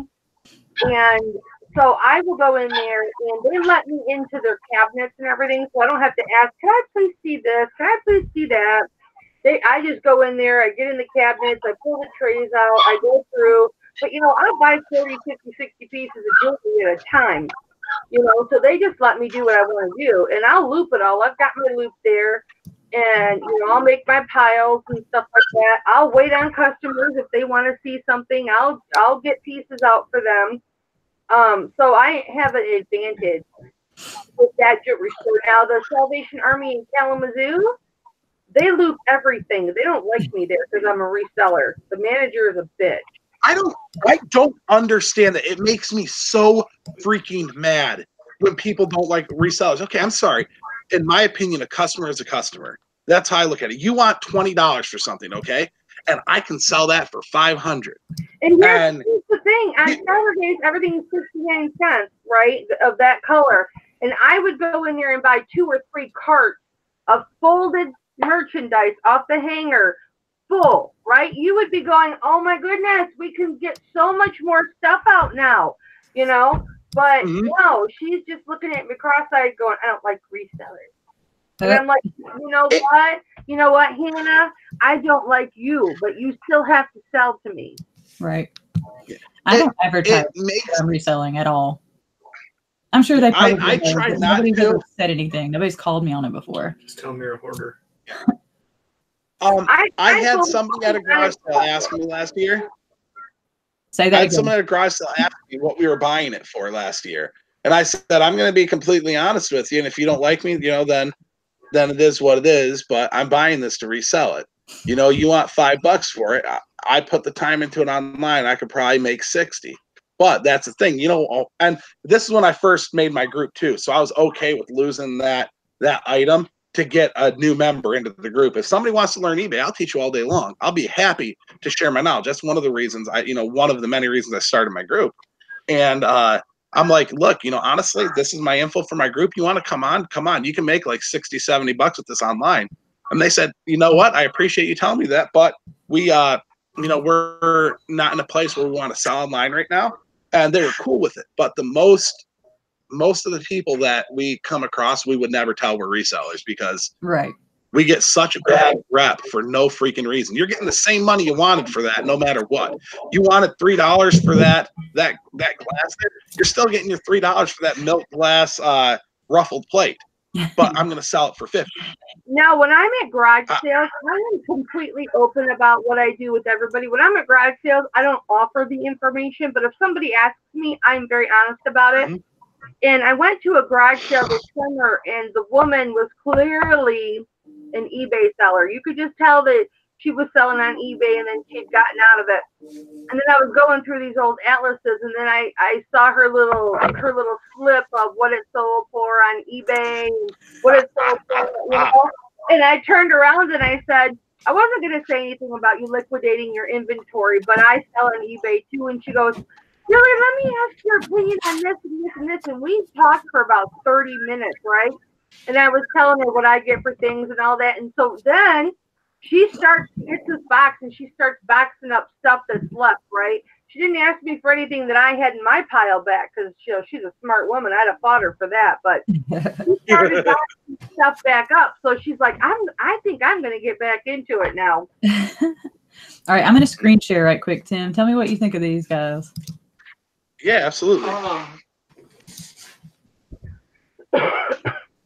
Ooh, nice. Look, it's E.T. Hang on. I'm going to go right on Tracy. Okay, go ahead.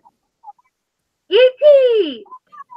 I got that for, I think I got those for like 49 cents a piece. They were half off the 99-cent price of Goodwill. I just thought they were too cute. Yeah, that's cool. In the picture, like I've just started noticing they look kind of cloudy. I think maybe it's that wall behind it, but Yeah, they're not cloudy at all. You know what, Tracy? That was good because I'm thinking I've been shooting a lot of glass lately, and it's hard to see the designs. And I was thinking, the brown background, you can actually see the ET design. Mm-hmm. Where I really like it. I was gonna say what Emily did that I thought was really, really freaking cool, and I like yours, but you were worried about it looking cloudy. A way to avoid that is to stick like a white cloth or a white napkin inside of it, and that's what my wife did, or even a white piece of paper. You could like roll it and set it down inside. I might retake these pictures then. Well, not that those aren't good. I think those are great, and so does Emily. But if that gives you more peace of mind by not having that brown with the cloudiness in the background, then maybe that would help you out a bit. And I've got sunglasses that are here with like white designs, and I'm thinking, okay, I might put a piece of purple paper on the inside of it, just so it offsets. You can see the white.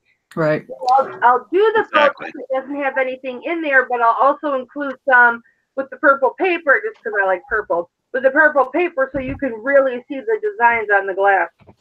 So Tim, I was telling you, like, I don't really deal much in vintage, and then like I found all this vintage stuff. This is 1978. You got a Garfield plush, like in a baby bonnet, a vintage one. That's awesome. Hey, we sold one of those. I don't think with the baby bonnet, but we did just sell Garfield plush. See. I think at one time it was supposed to have like a baby bottle with it because the mouth looks like it did have one or was supposed to have one, but I don't know. I found the plush only, so. Emily said she thinks it used to have a pacifier. Oh, that's what it was. I think that's what it was, yeah. And I'm pretty sure I put that in the description, bottle or pacifier or something. Hey, you guys, say hi to I got some new friends in the chat. They're about to be good friends. Part-time pickers are in the chat. I met them yesterday. They fell upon my live yesterday, and now they're my new good friends. Everybody say hi, part-time pickers. Hello, part-time pickers. What's up, part-time pickers? Give me a name here. Who are part-time pickers? I feel like I've come across them. Let's see. I don't know what their names are, but he's a handsome little guy. Not little. I don't know if he's little. I'm just saying he's a handsome dude. I went to the video. I was driving those. Trust me, I'm little where it counts. This is my. What? Shit! I said that wrong, didn't I? I meant it the other way. But in that case, I'd be lying. So. It isn't what you got; it's what you do with what you got. So this, well, great. I'm screwed either way. The Lucky Charms Pearl Izumi is like my pride of pickups recently. I think it's 2006. But I didn't put vintage in it because it's not vintage. But yeah, the tag states. I saw you. You were photographing that or showing that on our last live. That is freaking awesome. It's a Lucky Charms T-shirt, Emily. It's a cycling. She's got it up for 130. Holy crap! Yeah. Hey, Rebecca Kruder, I get the big bubble wrap from work. Sorry, I have got probably thousands of rolls of the big bubble wrap. I have never paid for bubble wrap in my life. This big stuff. Yeah, I've got rolls and rolls of it from work. What I have hard time coming across is the little bubble wrap. I can never get this little bubble wrap. I never know where to you know, to get that. I have lots of businesses right around here, so I might probably start like stepping into some of them and asking if they have any extra stuff I can have or stuff they're about to throw away. You know what? I think part-time pickers went out of the chat because I didn't show them any love when they came in the chat. It was like a half an hour ago. I'm so bad at looking at my chat when I'm live. So I'm so engrossed in either working or the people that I have on. Like, I have not gotten anything done. But you know what? I made some best friends, so that's more important. There we go. This is. I want to ask you guys. While she's pulling that up, I want to ask you guys, what is not necessarily your most expensive or your best sale, but what are one of the coolest sales you've ever had? Like either the person that it went to or the item maybe you had a connection with that you really personally liked or you remembered and it sold and you felt happy because of that? I'm thinking. I love that Lady and the Tramp. I love that lady plush right there. That is really cute. Yeah, I think I paid like. And Tracy, I have a special surprise for you. What's that? I have. I was gonna wait to share it with you and just surprise you, but I'm really freaking bad at keeping stuff a secret. So, Star will be going live with us sometime this weekend. To come on. I know you're saying you wanted to hang out with her one day, and she's not a fan of hangouts because. You've got that for $99? Yep. It's brand new with tags. Oh, ours doesn't have tags. Okay. Are you talking, Tim? Are you talking about Flippin' Hippo Star? Yes, ma'am. Yeah, I love her. Oh, I like Star a lot too, and she owes me. We did a little trade. I let her promote on our page, and she told me I could promote. But I told her instead, I want you to come live with it. She doesn't like doing live because she doesn't get any work. Like me, I've done nothing. I need to be working, but I'm just hanging out. And that's her problem. She's a lot like us. She wants to interact, and she has a hard time doing work. So she told me she doesn't do lives. See, with my live listening hangouts, if it's my normal peep, I work and then I ignore my chat, and I'm really bad about it. But you guys, I'm getting to know you guys, and so I'm just all enthralled and fascinated, and so I'm not getting a damn thing done. Kelly says that she sold an NCIS-themed coffee mug to a production place owned by Mark Harmon. That's cool. Awesome. That is cool. That is really cool. All right, I'm going to share mine. I've got two of them. Well, no, I've got three of them. Sorry. We're bad with like stalking the people that buy our stuff. Especially the weird stuff. Like, why would somebody want to buy this? And we look into them. I'm going to start with the least cool up to the most cool. So number 3 would be these vintage archery trophies. Remember those? Yeah. I can't remember the guy's name, but they sold to some dude who, like, I Googled his name and he had like 4 pages of stuff about him. He's like some CEO of a multi-million-dollar company in California. And, I'm like, there's just some vintage archery trophies from the 70s with no plaque on them, nothing. And we overpriced ours a little bit and they bought them. Like, I'm wondering why this multi-millionaire is wanting to buy some vintage trophies. Like, yeah, guys, I was number 1 back in the 70s. See my trophy right here? That was the best there ever was, baby. That's my only thought. Okay, guys, maybe you can help me right quick. I can't stop screen sharing. The little arrow in Hangouts. All right, click on screen share. I did. Oh, there I am. I've done that like 3 times already, and it did not undo. So. Yeah, you're asking the wrong person there. First time I tried to bring Todd on my show live, I was actually live, and I was on the phone with him. My whole 30-minute live is me on the phone with Todd trying to get him onto my live. Sometimes it's trial and error that makes the best video. So, that's how technological Mama is. Same. Oh my gosh, I have to have Jeremy help me with everything. All right, Tim, go ahead. Tell us your second one. Yeah. I'm so sorry, guys. I apologize a lot, even though I shouldn't because I'm fantastic, but I keep interrupting you ladies, so I'm sorry. But anyways, I'm going to go back.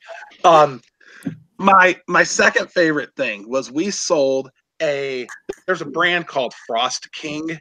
They make stuff like insulation and like, the plastic you put over your windows in winter time, stuff like that.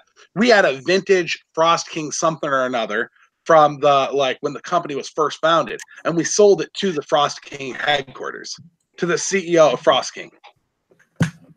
And I'm guessing that's probably going to go on display in some shelf right there, like in the entrance to the office. Usually, a lot of businesses like that I've noticed, they have stuff that shows their progression through the years.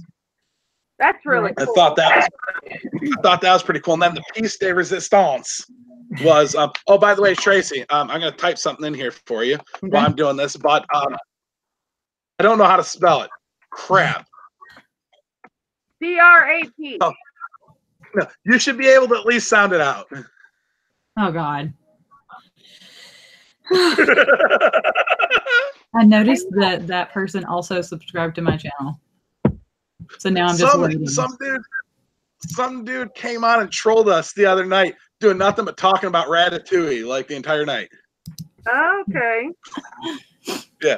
So my coolest thing was we sold a vintage lunchbox. It was a plastic one. What was it? Thermos brand? Emily? Oh, I don't know. She's busy playing Sims 3. She won't listen to me. No, I don't know. Okay. But it was Fame, the movie Fame from the 80s. So we sold this. Hey, what's up? What's up, Craig? He's back. Did you find anything good? Let me get in the truck and I'll show you. I only found one thing. Okay. That was kind of All right. Finish really quick, Tim. Yeah. Trust me, if there's one thing I'm good at doing, it's finishing really quick. So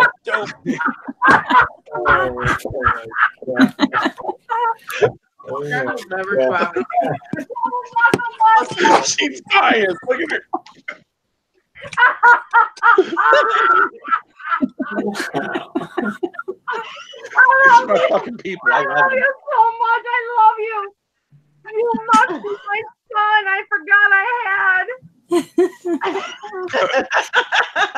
I got some good mommy issues. I'll adopt you. We are drinking tonight, Tim. Craig, I'm gonna finish real quick. I'm gonna get serious and finish this up. Maybe you can jump in after you share yours. I was talking about the coolest things you've ever sold, and I had a couple of them. I had 3, and I'm down to my coolest one. We sold a vintage Fame lunchbox. It had, just the graphics for the movie Fame, and we sold it to Third Rail Studios in Georgia. And after looking into it, it was sold to Dolly Props, was the department it went to. And I found out Third Rail Studio is producing a straight to Netflix Dolly Parton TV series. And what it's going to do is I don't know how many episodes there are going to be, but each episode is going to be based off of a Dolly Parton song, and Dolly Parton's helping produce it. So this lunchbox is going to be a prop in one of the episodes that has something to do to relate with Fame. And I'm just waiting for it to come out so we can see it. We sold a prop to a Dolly Parton TV show. That is I think that's cool. All right, Craig, what'd you find?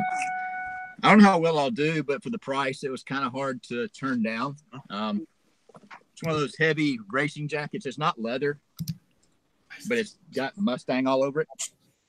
Oh, that's awesome. Big Nice. Mustang logo on the back. It's a JH design, which is probably a nobody, but it was only $3.99. What size is that? It is a small. Oh, that's still awesome. I'm going to have to clean it up a little bit, but Nice car. we'll see. All right, I'm going to meet my phone. I got to get on the road. Well today, All right, Craig. Craig, we'll talk to you later. I'll still listen. I just come on. Oh, okay. Gotcha. Hey, Craig, I know that you can't say it back because you muted yourself, but Mama loves you. I don't finish fast. But, you never got that down now. Mama doesn't love you that way. Craig, Mama doesn't love you that way, honey. I'm sorry. No.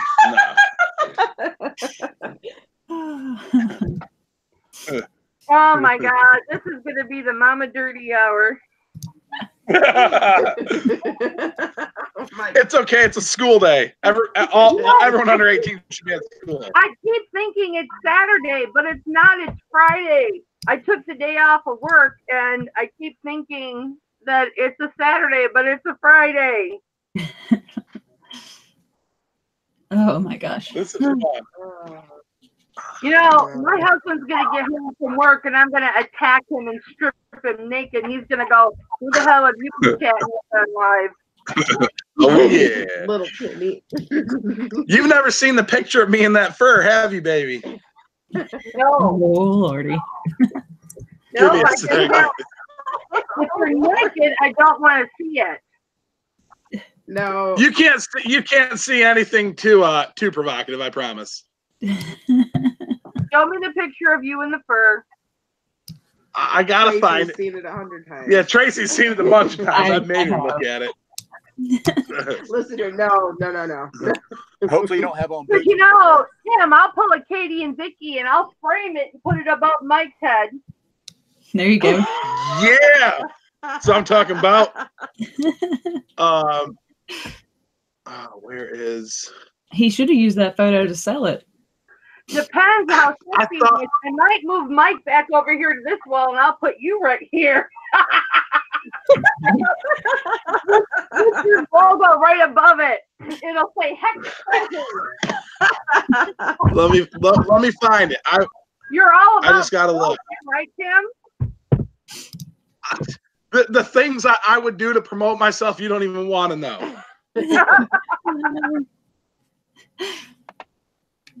Emily, thank you for closing that curtain because it is better now that it's closed. It really is, honey. Yeah. All right.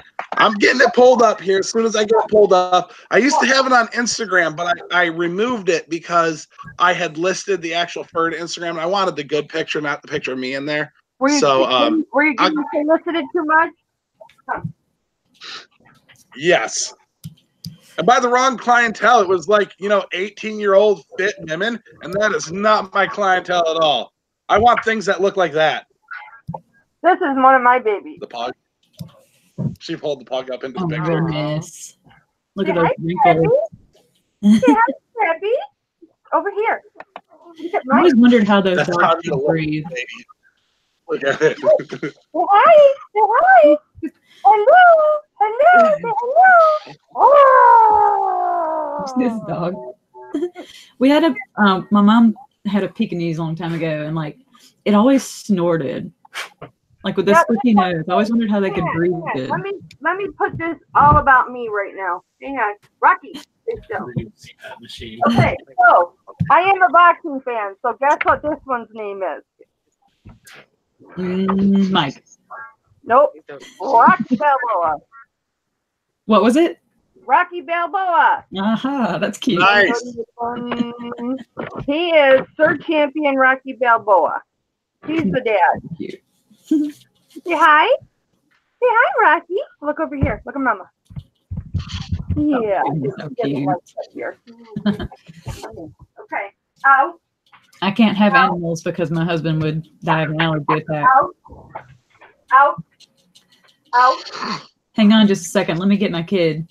They're not. Oh, look at that. Look at Tim. Tim, do you see it? You see what's on my face? Ooh. It's not what you're You're a thinking. styrofoam. Yeah, styrofoam. Not what you're thinking, dirty mind.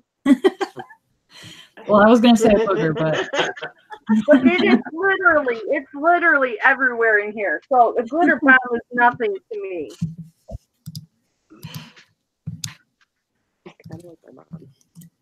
Yeah, it was all over the dogs because the dogs didn't know what they stay at the door. Out. Out. Out. No. No. Out. Out. Out. Out. They're supposed to, but I called them in here. They stay right at the door because they're not allowed in here. But unless I want to show them my camera. And they didn't know what it was, so they came in, so the dogs were covered in styrofoam. I really regret doing it now because of the mess, but yeah, lesson learned. It's all about fun, right? What are you doing, Greg? All right, I found the pictures. I'll have them up in a second. Okay. What are you doing, Craig? He's muted. I'm driving. You're just driving? You going to another thrift store? No, I'm headed home. Got to pick up my daughter, take her to work. Oh. How old's your daughter? I got a 26, 21, and then I've got a 11-year-old son. Oh. So was he an oops baby or was he a baby let's get it going on baby? Tried to have him for 7 years, had a couple of miscarriages, and finally just happened. Wonderful. So he's a miracle baby. Pretty much. All right, I'm a screen share. Y'all ready for this? Yeah. All right. It's too bad we can't like pick a music clip while we're actually live. I was expecting something more sexy, but okay. Really? All right. How about this one? You see Tim modeling his fur. All right. Let's see. I love it. There it is. That's the one for the wall right there. Oh, thank God. Whew. It shows every picture that we've ever shared at the bottom. I'm like, oh no. All right, check these out. You see these two? Oh, that's cute. Jeremy wants to see those fur pictures one more time.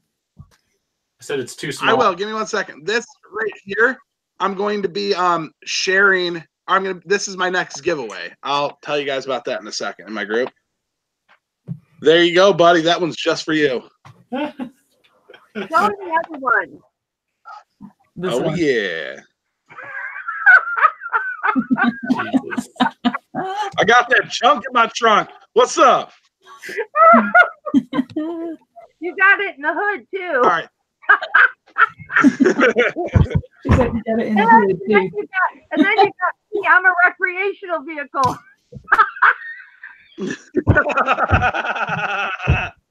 I love it. All right, so this vintage Mickey Mouse and Minnie Mouse sweater. I do a giveaway every week in my group.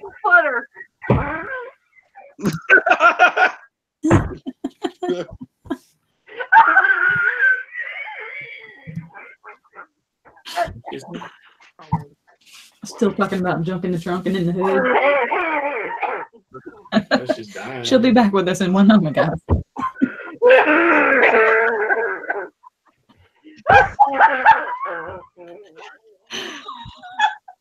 Oh my gosh. That's so funny.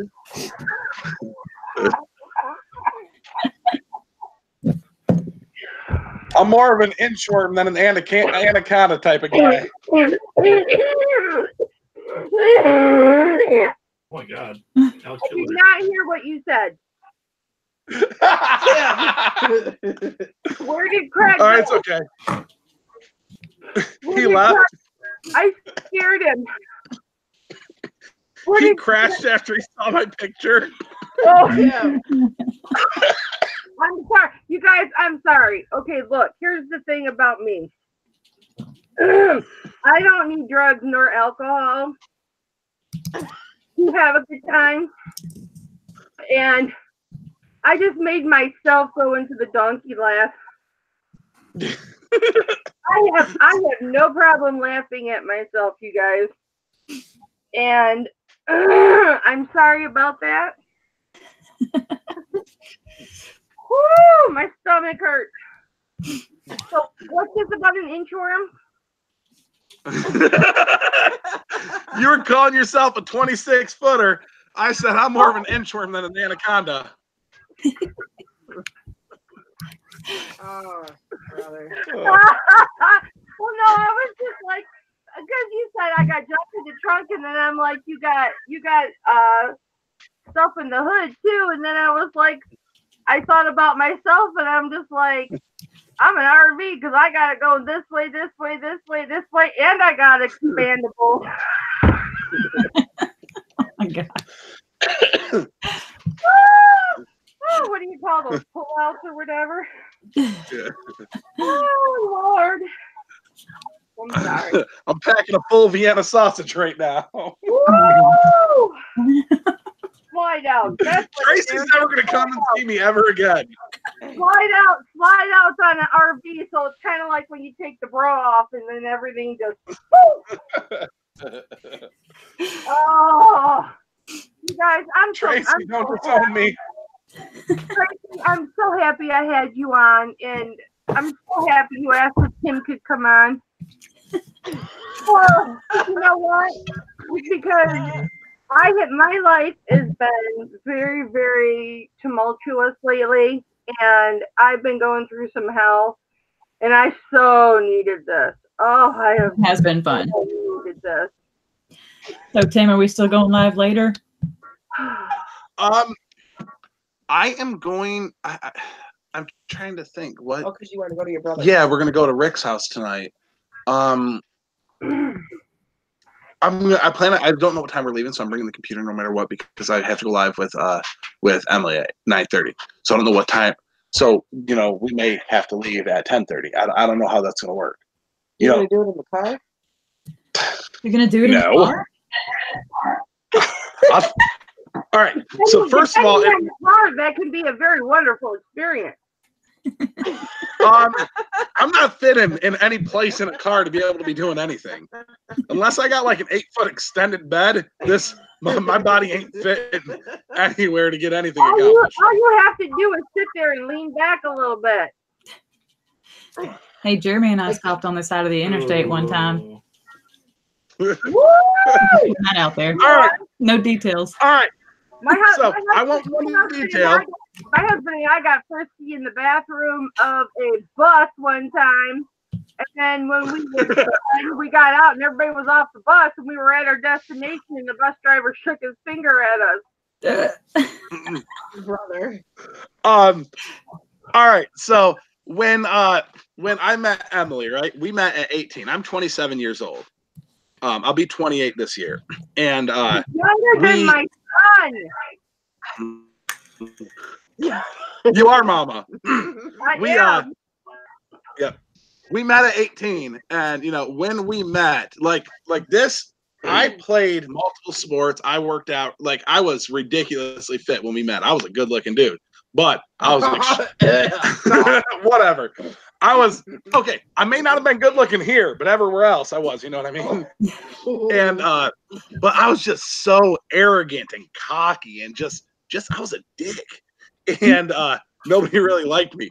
So, needless to say, I remained a virgin until I met my wife. And she wanted to get freaky. And I'm like, we're not doing this here. And it was in a parking lot of a rundown Taco, like out of business Taco Bell. Oh, that's and cool. We were like 15 feet off of the like main road. And I'm like looking around, freaking out, thinking I'm going to be going to jail. Every sound I heard, I was like, it's the cops. Well, you lost your virginity in a freaky place in a car. Oh no. This was after we moved in together. But oh, okay. I lost my virginity at home on a nice comfortable bed. There are flower petals. I had candles lit. I was treating myself good. Look, there's nothing wrong with marrying your first. I married my first. Question is, my husband did not marry his first. Did your wife marry her first? Oh, this is getting real personal. Emily, you answer that, yes or no? Nope. All right, she said nope. Emily, I love you because you are honest. And you know what? I am nosy as hell. Anything that pops in my head comes out of my mouth. So that's how I am. I'm sorry if you're mad at me. Oh no, I the only reason I'd be mad is if I'm getting in trouble here with her. Better watch out. Tracy's like, I don't know what to do with my hands. Like Ricky Bobby and Talladega Nights. Help me, Tom Cruise. Don't you put that evil on me, Ricky Bobby. Somebody save my friend from the imaginary fire. Hi, Fairy Vixen. How are you, baby? I just love that part where he's going, help me, Jesus. Help me, Buddha. Help me, Tom Cruise.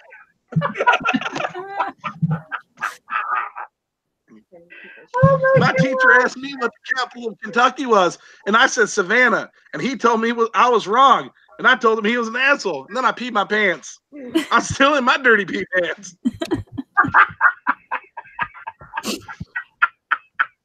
These are like my people. They can quote movies with me and go back and forth. Who's your favorite movie actors, you guys, or actresses? Okay, I can't. I am a cinephile. All right, so you have Let somebody else put their answer in person. Cinephile is literally it's a thing. It's somebody who loves movies, and I love just about everything. But if I had to go with a favorite right off the top of my head, just because I've been thinking about it lately, will be Brandon Lee. He's the son of Bruce Lee, and he's in the movie The Crow. Yeah. Mm-hmm. The Crow is one of my all-time favorite movies. Looks like a Crow fan. My husband said you look like a Crow fan. So what about female? Who's your favorite actress? Probably Mia Malkova. Really? I thought it was Mila Jovovich. No, Mia Malkova. I don't know who that is. It's not hard to look up. Well, if you can't pronounce it, you sure as hell can't spell it. So what's the guy from the Orville? What's his name? Adult movie. I think right now mine would be Seth MacFarlane. Have you guys watched the Orville? What's that one girl's name? The big one that I. Anything with Rebel Wilson. Seth MacFarlane is like a family reunion for me. Oh yeah. She's. And I like I say that because we watch Family Guy all the time too. So you're not talking about Mila Jovovich. No. Anybody knows how to say her name correctly. It's Jovovich. Yeah, she's Resident Evil. I know who she is. No, I'm not talking about her. I don't know how Mia to say Malkova. her name right. I thought it was Jovovich. Right? Jehovovich. I thought that was how you said it, but I could be wrong. What? I don't know, but my husband thinks she is sexy. Tracy. Yeah. Oh yeah. Listen, you guys, this is my husband. My husband and I will be watching a movie, right? And anytime there is like a really good ass shot on a woman, the man will do this. He'll be eating his popcorn and he'll go, and I will look at him and I'll smile and he'll go, what? I didn't do it. And I'm like, yes, you did, honey. Because if you've been looking for an ass woman, you got the right one. I got lots for you.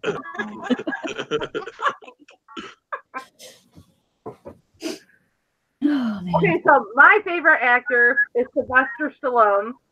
Not because he's gifted, but because he is sexy as hell. I in love with Sylvester Stallone since I was 14 years old.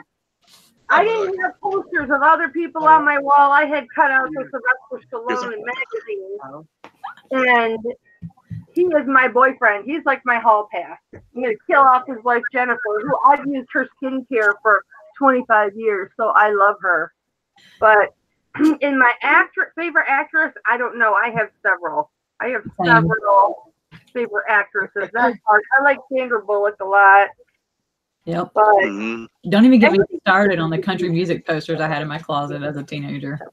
My God. Jenna McCarthy. Yeah. My wife loves. I think is it Jenna McCarthy or no? She's got a different name, a different first name. Melissa McCarthy. Melissa McCarthy. There we go. Yep. Yeah. I love Rebel Wilson. Oh yeah, she's funny. She's got a funny movie coming out. I plan. I'm in a rom-com, and it's PG-13. Yeah. So, all right, guys. Well, I'm about to have a dip. You got something for Jeremy? Yeah. Yeah. Did you look up my actress? No. Oh, well, I thought you would. Who was it again?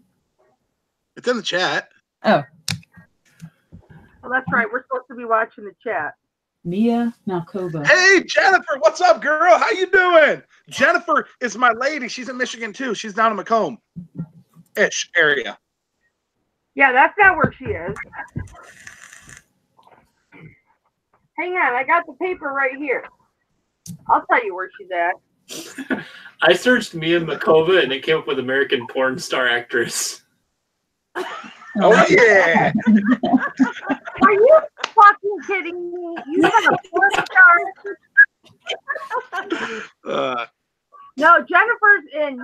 Baltimore. New Baltimore. There we go. What is See? it? I thought you'd get a kick out of that. Focus on me for a minute, see? I wrote it down. Nice. Well, I'm about to have to dip because I got to go make the kid lunch. Hey, look at your Bubba in the background, Tracy. Look at my Bubba. So Oh, Blue yeah. one. It's blue. Your Bubba's blue. So you were talking about when there's like female action movies. The one that I did that with recently is Atomic Blonde. Oh, yeah, that's a good one. That whole movie, I was just like, are you serious right now? Frozen popcorn, like not going in the mouth. That was a seriously amazing movie. Yeah, my Actually, husband. what was the one movie that was the best female fighting was that one with Beyonce?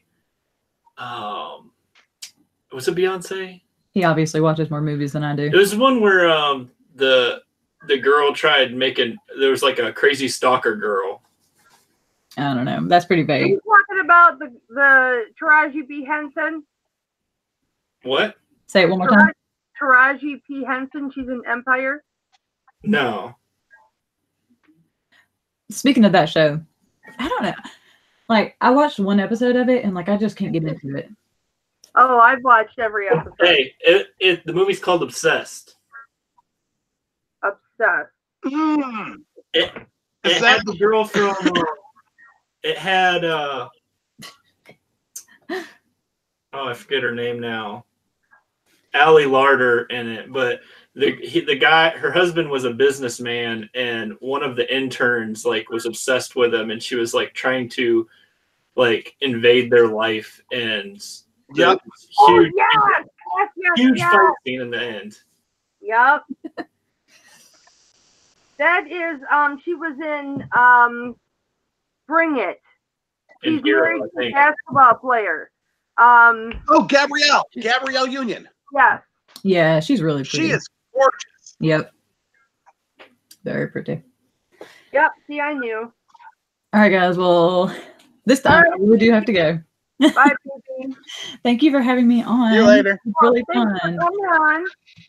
I didn't get much work done. Thank you Same. for posting this to Facebook and introducing me to this wonderful person because I've had the time of my life.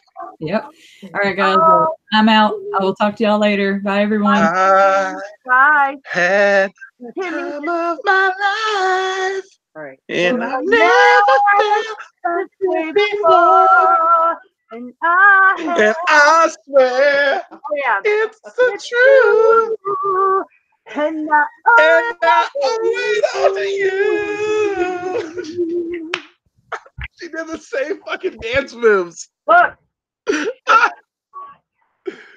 She's going, look, wait, Woo! Except when I go like this way. Girls Gone Wild. She's gonna be your new favorite actor. Girls Gone Wild, Chub Edition. I have really had a good time hanging out with you. Thank you for having me on.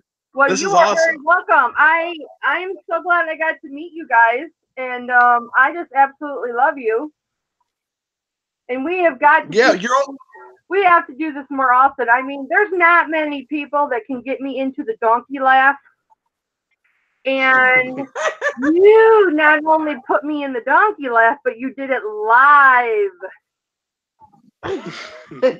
So, you know, and the fact that you're So we are definitely together in the summer for sure.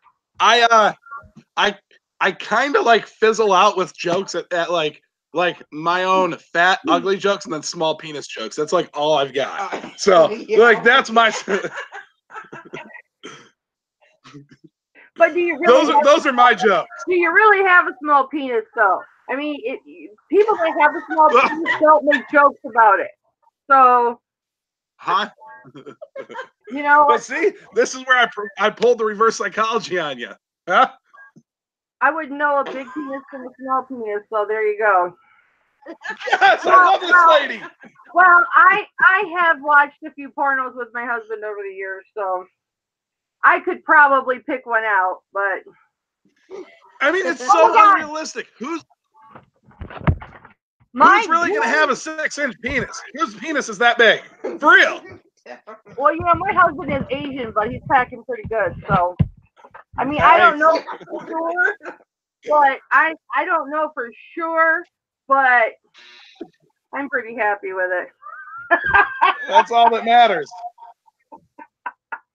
Oh, Oh my Timmy. God! If my husband ever watches this, I'm in so much trouble. How do we go from reselling to penises? I'll tell you what.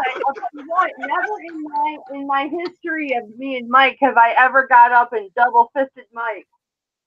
Double knuckle. I didn't mean double fisted. I meant double knuckle. Yeah, I had to explain to her. I double knuckled Mike, and then I almost fell over doing it. Oh my God, so funny! You are so freaking funny. We are like Thanks. besties now. I told you I'd make a friend, Emily. I finally got one. And what's nice is you're 27, you're under 30, so I can adopt you, and nobody will think anything funny of it because there's obviously not going to be any sexual tension between us. So it's wonderful. That's funny. It's absolutely wonderful. I like being adopted. It's his thing in life. Jennifer goes, it's not the size of the boat, but how you drive it. Oh, great. Now we're on to fisting. Great. All I got to say. Here, Emily, hand me that water bottle. Here, use it. All right, Emily, bring me your hand. Bring me your hand. Just bring me your damn hand.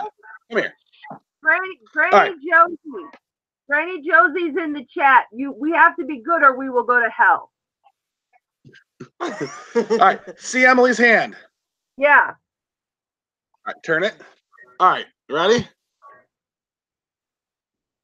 Wow. Is she a little girl? Is she a small person? No. She's No. a small person. So we were just talking. I'm just saying, if there was any fisting going on, somebody's not walking away.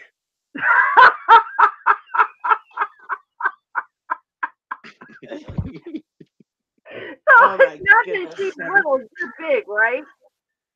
Yeah, like I'm oddly proportionate.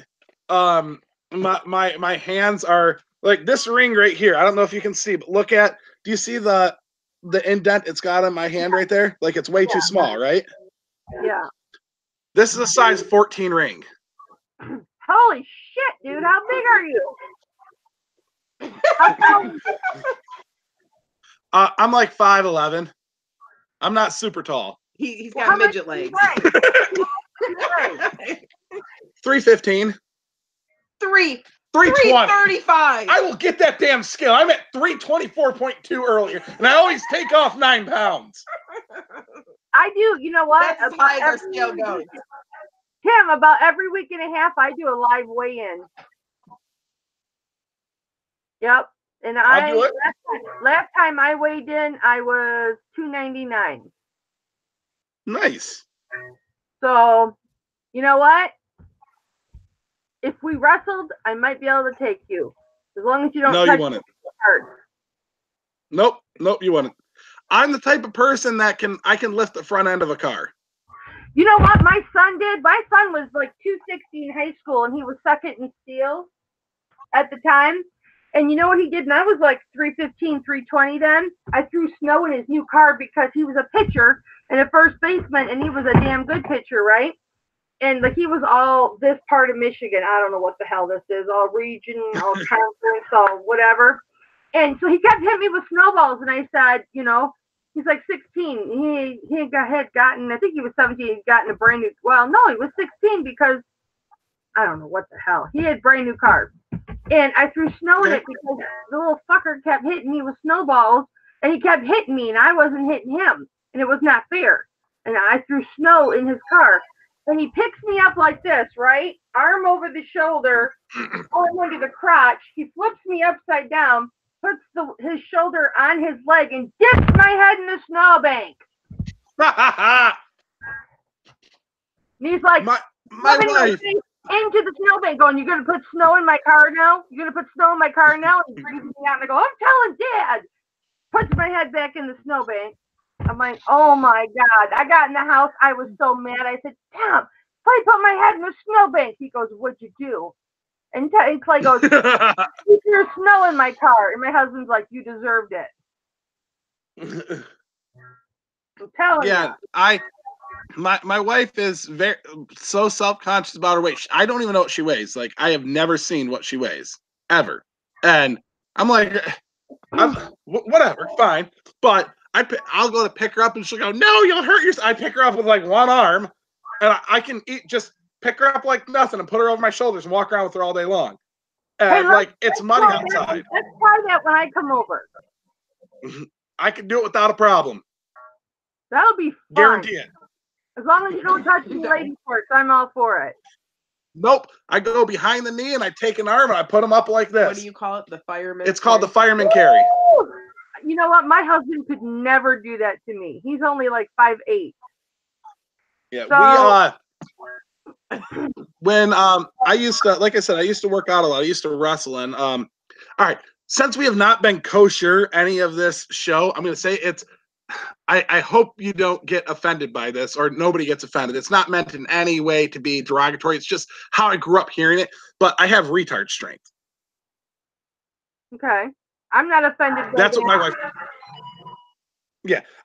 What? Wait, did you say you were offended? No, I'm not. I'm not offended by Oh, I that. was like, son of a bitch! Oh no!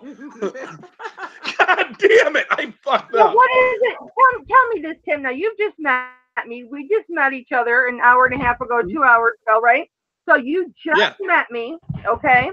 You've seen my inappropriateness, and you've seen my sense of humor. You've fallen in love with me. Most people do. I understand.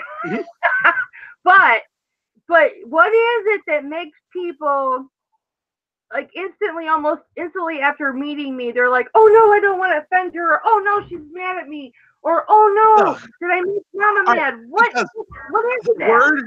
The word retard is such a negative connotation in our society now, and it overgeneralizes a vast group of people, and it obviously.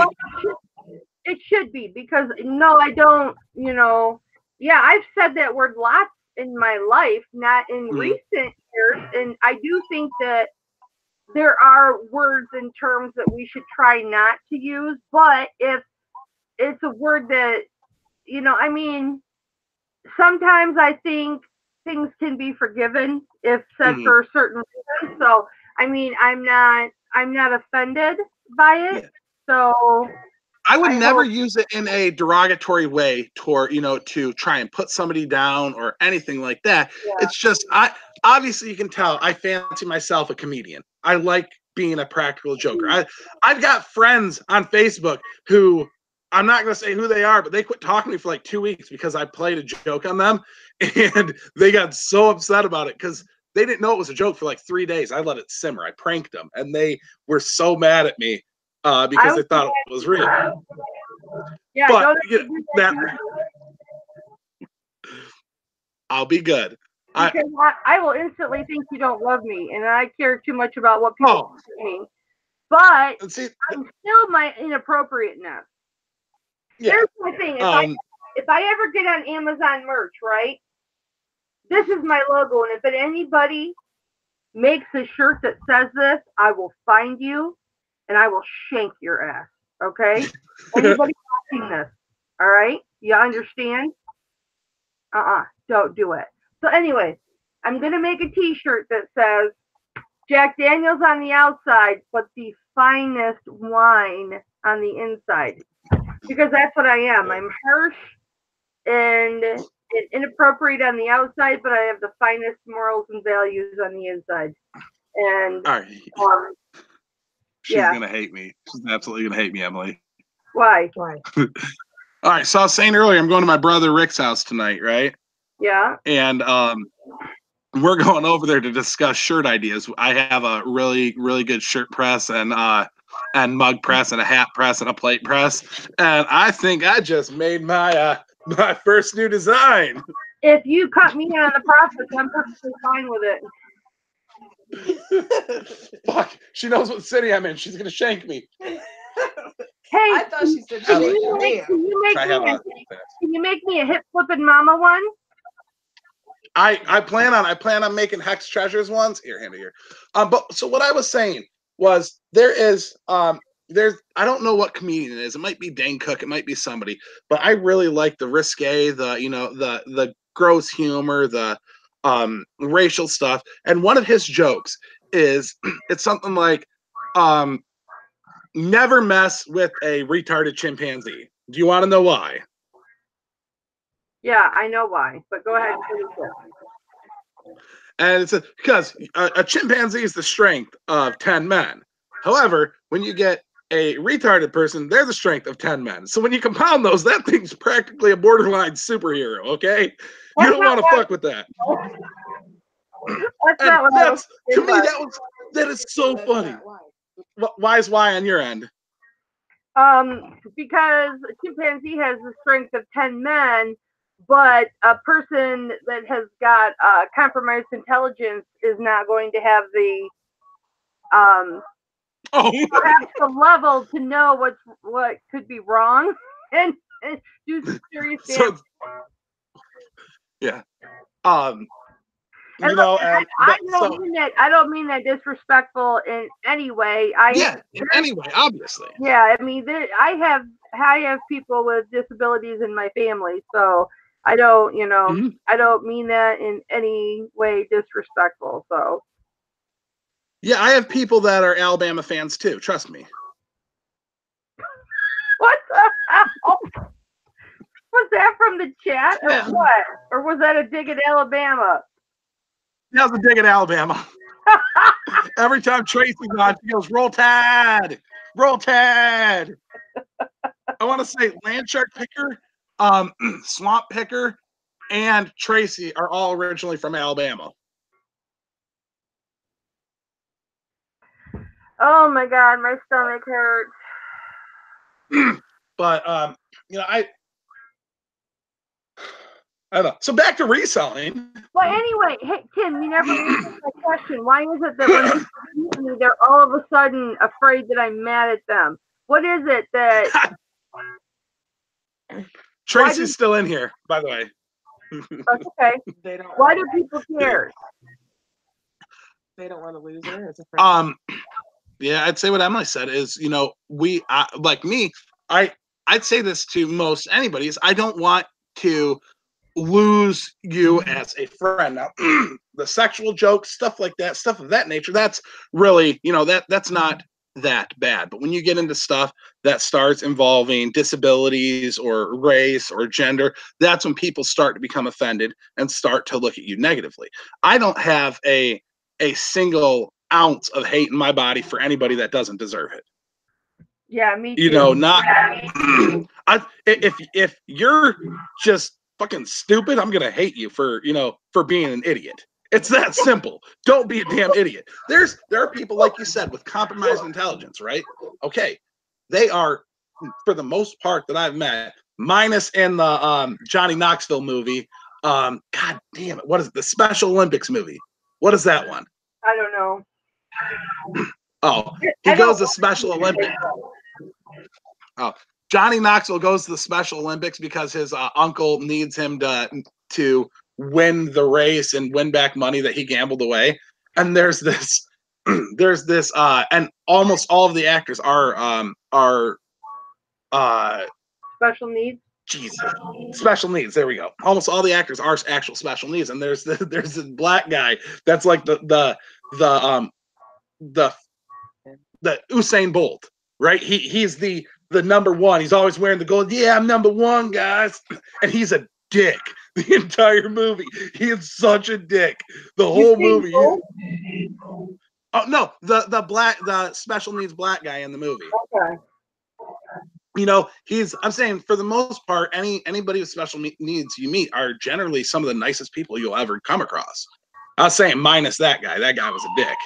But when you get into something, you know, into this subject, you don't know if you have children that may be special needs and you really take that to heart and get offended by that, or if you have family members, a mother, an aunt, a sister, whoever.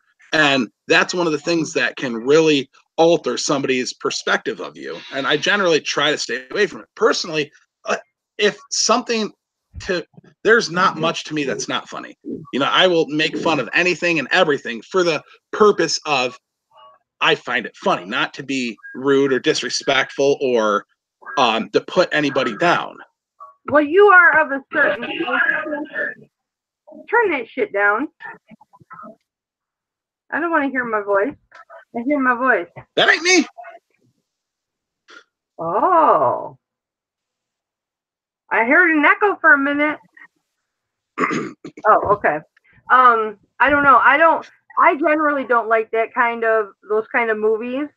The only stupid humor movie I have ever liked, and I generally won't even watch those kinds of movies, is for some reason I liked Napoleon Dynamite. That movie is so cringy. I really liked Napoleon Dynamite. So much so that I went into the bedroom and watched it by myself. Tina, come get your food, you fat lord. Yeah. That was good. John Heater was so phenomenal in that role. He was so funny. I see you're drinking 2% milk. Is that because you think you're fat? Because you could be drinking whole milk, you know. Like, that is one of the smoothest fucking pickup lines I have ever heard. In his uncle with the football outside his little trailer. Mm-hmm. Yeah.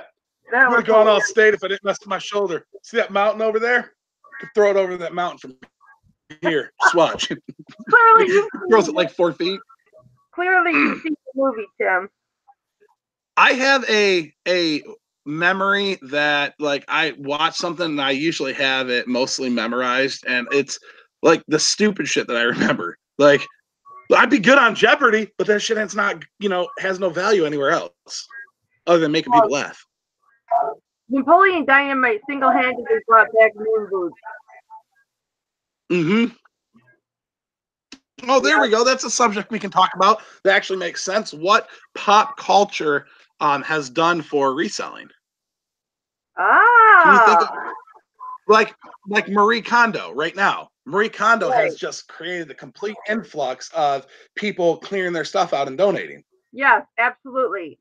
But here's the thing. She is no longer taken seriously because people are starting to make fun of her. And like Margaret from Texas Gal Treasures made a parody on her, which was funny.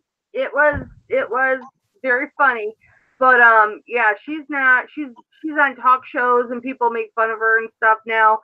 So it's she went from being, you know, a serious topic to being a joke, which is good. I mean, for us because we get an influx of things, but now bad because is that going to stop? I don't know, but yeah. Well, see, I don't think it's not going to get worse than it was before.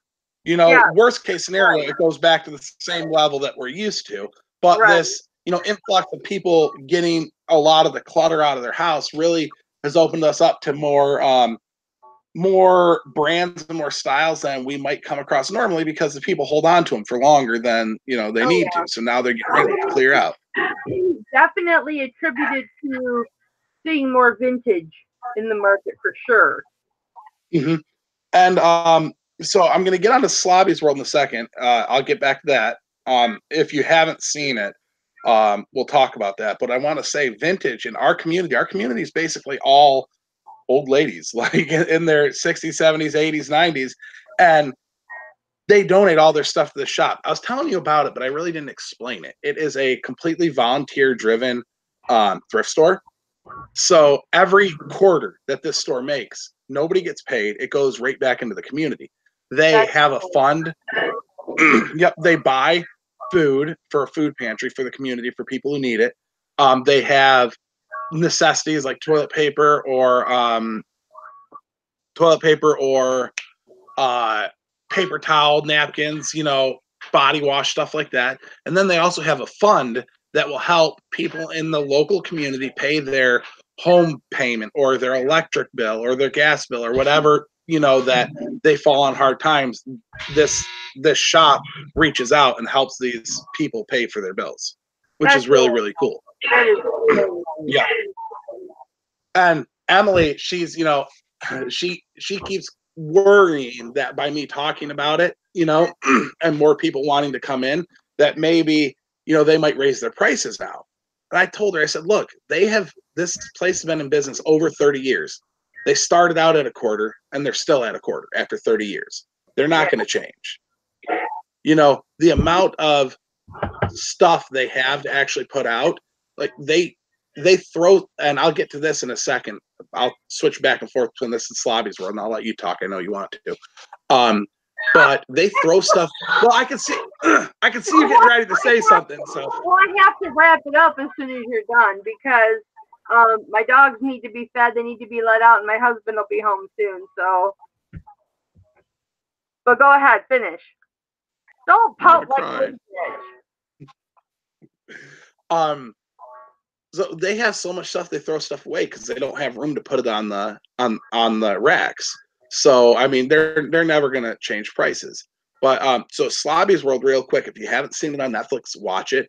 For the most part, I kind of think the guy's a joke. He's foul mouth. He's foul mouth. You'd like it, but he owns a vintage store and he sells vintage tees and apparel, gold, shoes, hats, and he's actually got some really good. You have watched it? No, I wrote it down. Okay. He's, for the most part, like I said, I think it's a joke. Like he's a joke, but he's got a lot of really good information. He Like does. His tips. His tips, and then they've got like a little bar that comes along the bottom of the screen that says that will give you a little tidbit of information. Somebody in the chat said, "Hi, Mama. I'm headed to school to do a snow stick project." Hang on. Thank you. Just binge watch Instant Hotel. I'm not a member of Tim's Facebook group. He's gonna send me the link, right, Tim? I don't know your name. Fuck. I forgot it. Was it like Kelly or something? Mama. See? You told. Was I right? Okay, so my Facebook, I'm just kidding. I'm sorry I threw the F-bomb at you. I'm just kidding. I just did it to make Emily laugh because I knew she would laugh. It's Kelly. It's Kelly Lee Haggard. Kelly space Lee. Are you writing it down? Yes. No, you're not. So it's Kelly space Lee, my maiden name, space Haggard, Haggard. That's my Facebook. Wrote it down. I just put the link in the chat. Oh, okay. Well, Yeah. So as soon as you jump on there, I can approve you and then add you as a friend too. okay, cool. Hey, Dad's Vintage. Dad's Vintage So, thinks look- I'm smart. All right, look, honey, I gotta tie this up because I smell poop. All right, fine. We will get back together another time on my channel for sure. Oh, for sure. And we don't have to be live. We can just like FaceTime so the government can listen. Okay, all right. Yes. Al Qaeda, 747s.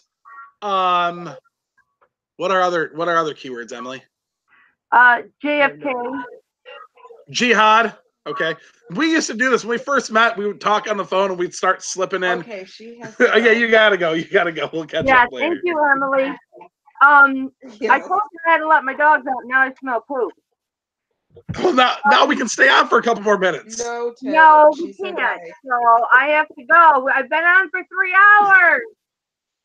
Oh my goodness, All right, Tim. Emily. When we go face chat or whatever, or we do hangouts and we don't go live, then you can come on camera, okay?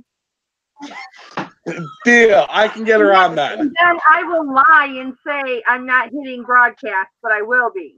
I heard that. All right, guys. Yep. Have a great day. Thanks, Mama. It was so nice to meet you guys. I just absolutely love you. All right. Oh, and to all my other followers, I completely ignored. I'm so sorry, you guys. You know how I am. I love you all. You know I love you all. I tell you all on a daily basis, one-on-one. You guys know that. But the man makes me laugh like I'm going to piss my pants. I so need that in my life right now. So I ignored you. It doesn't mean Mama doesn't love you. So, all right. And go follow Hex Treasures. I had to look and see what you were called because I forgot because I don't have a good memory. But I can remember your guys' names, so that's really good. That's a good sign. That means you're in my heart forever now. My freaking jaw hurts so bad. I haven't stopped smiling. It became the Tim and Kelly show as soon as you came on. Oh, brother. All right, guys. I'll talk to you later. Mama loves you. Bye. You didn't say love you back. Love you. Woo! Emily. Bye. She didn't say she loves you. She wants to hear I love you. She said she wants to hear I love you. No. What? She said say I love you. She said she loves you. Oh. Love you. Woo! Okay. There I you told go. you Just left on out. I get my feelings hurt when it comes to people not loving me. That's the only thing. You can call me a fat bitch. You can call me whatever you want. But if you don't love me, that hurts my feelings. All right, guys. I'll talk to you later. Bye. Bye.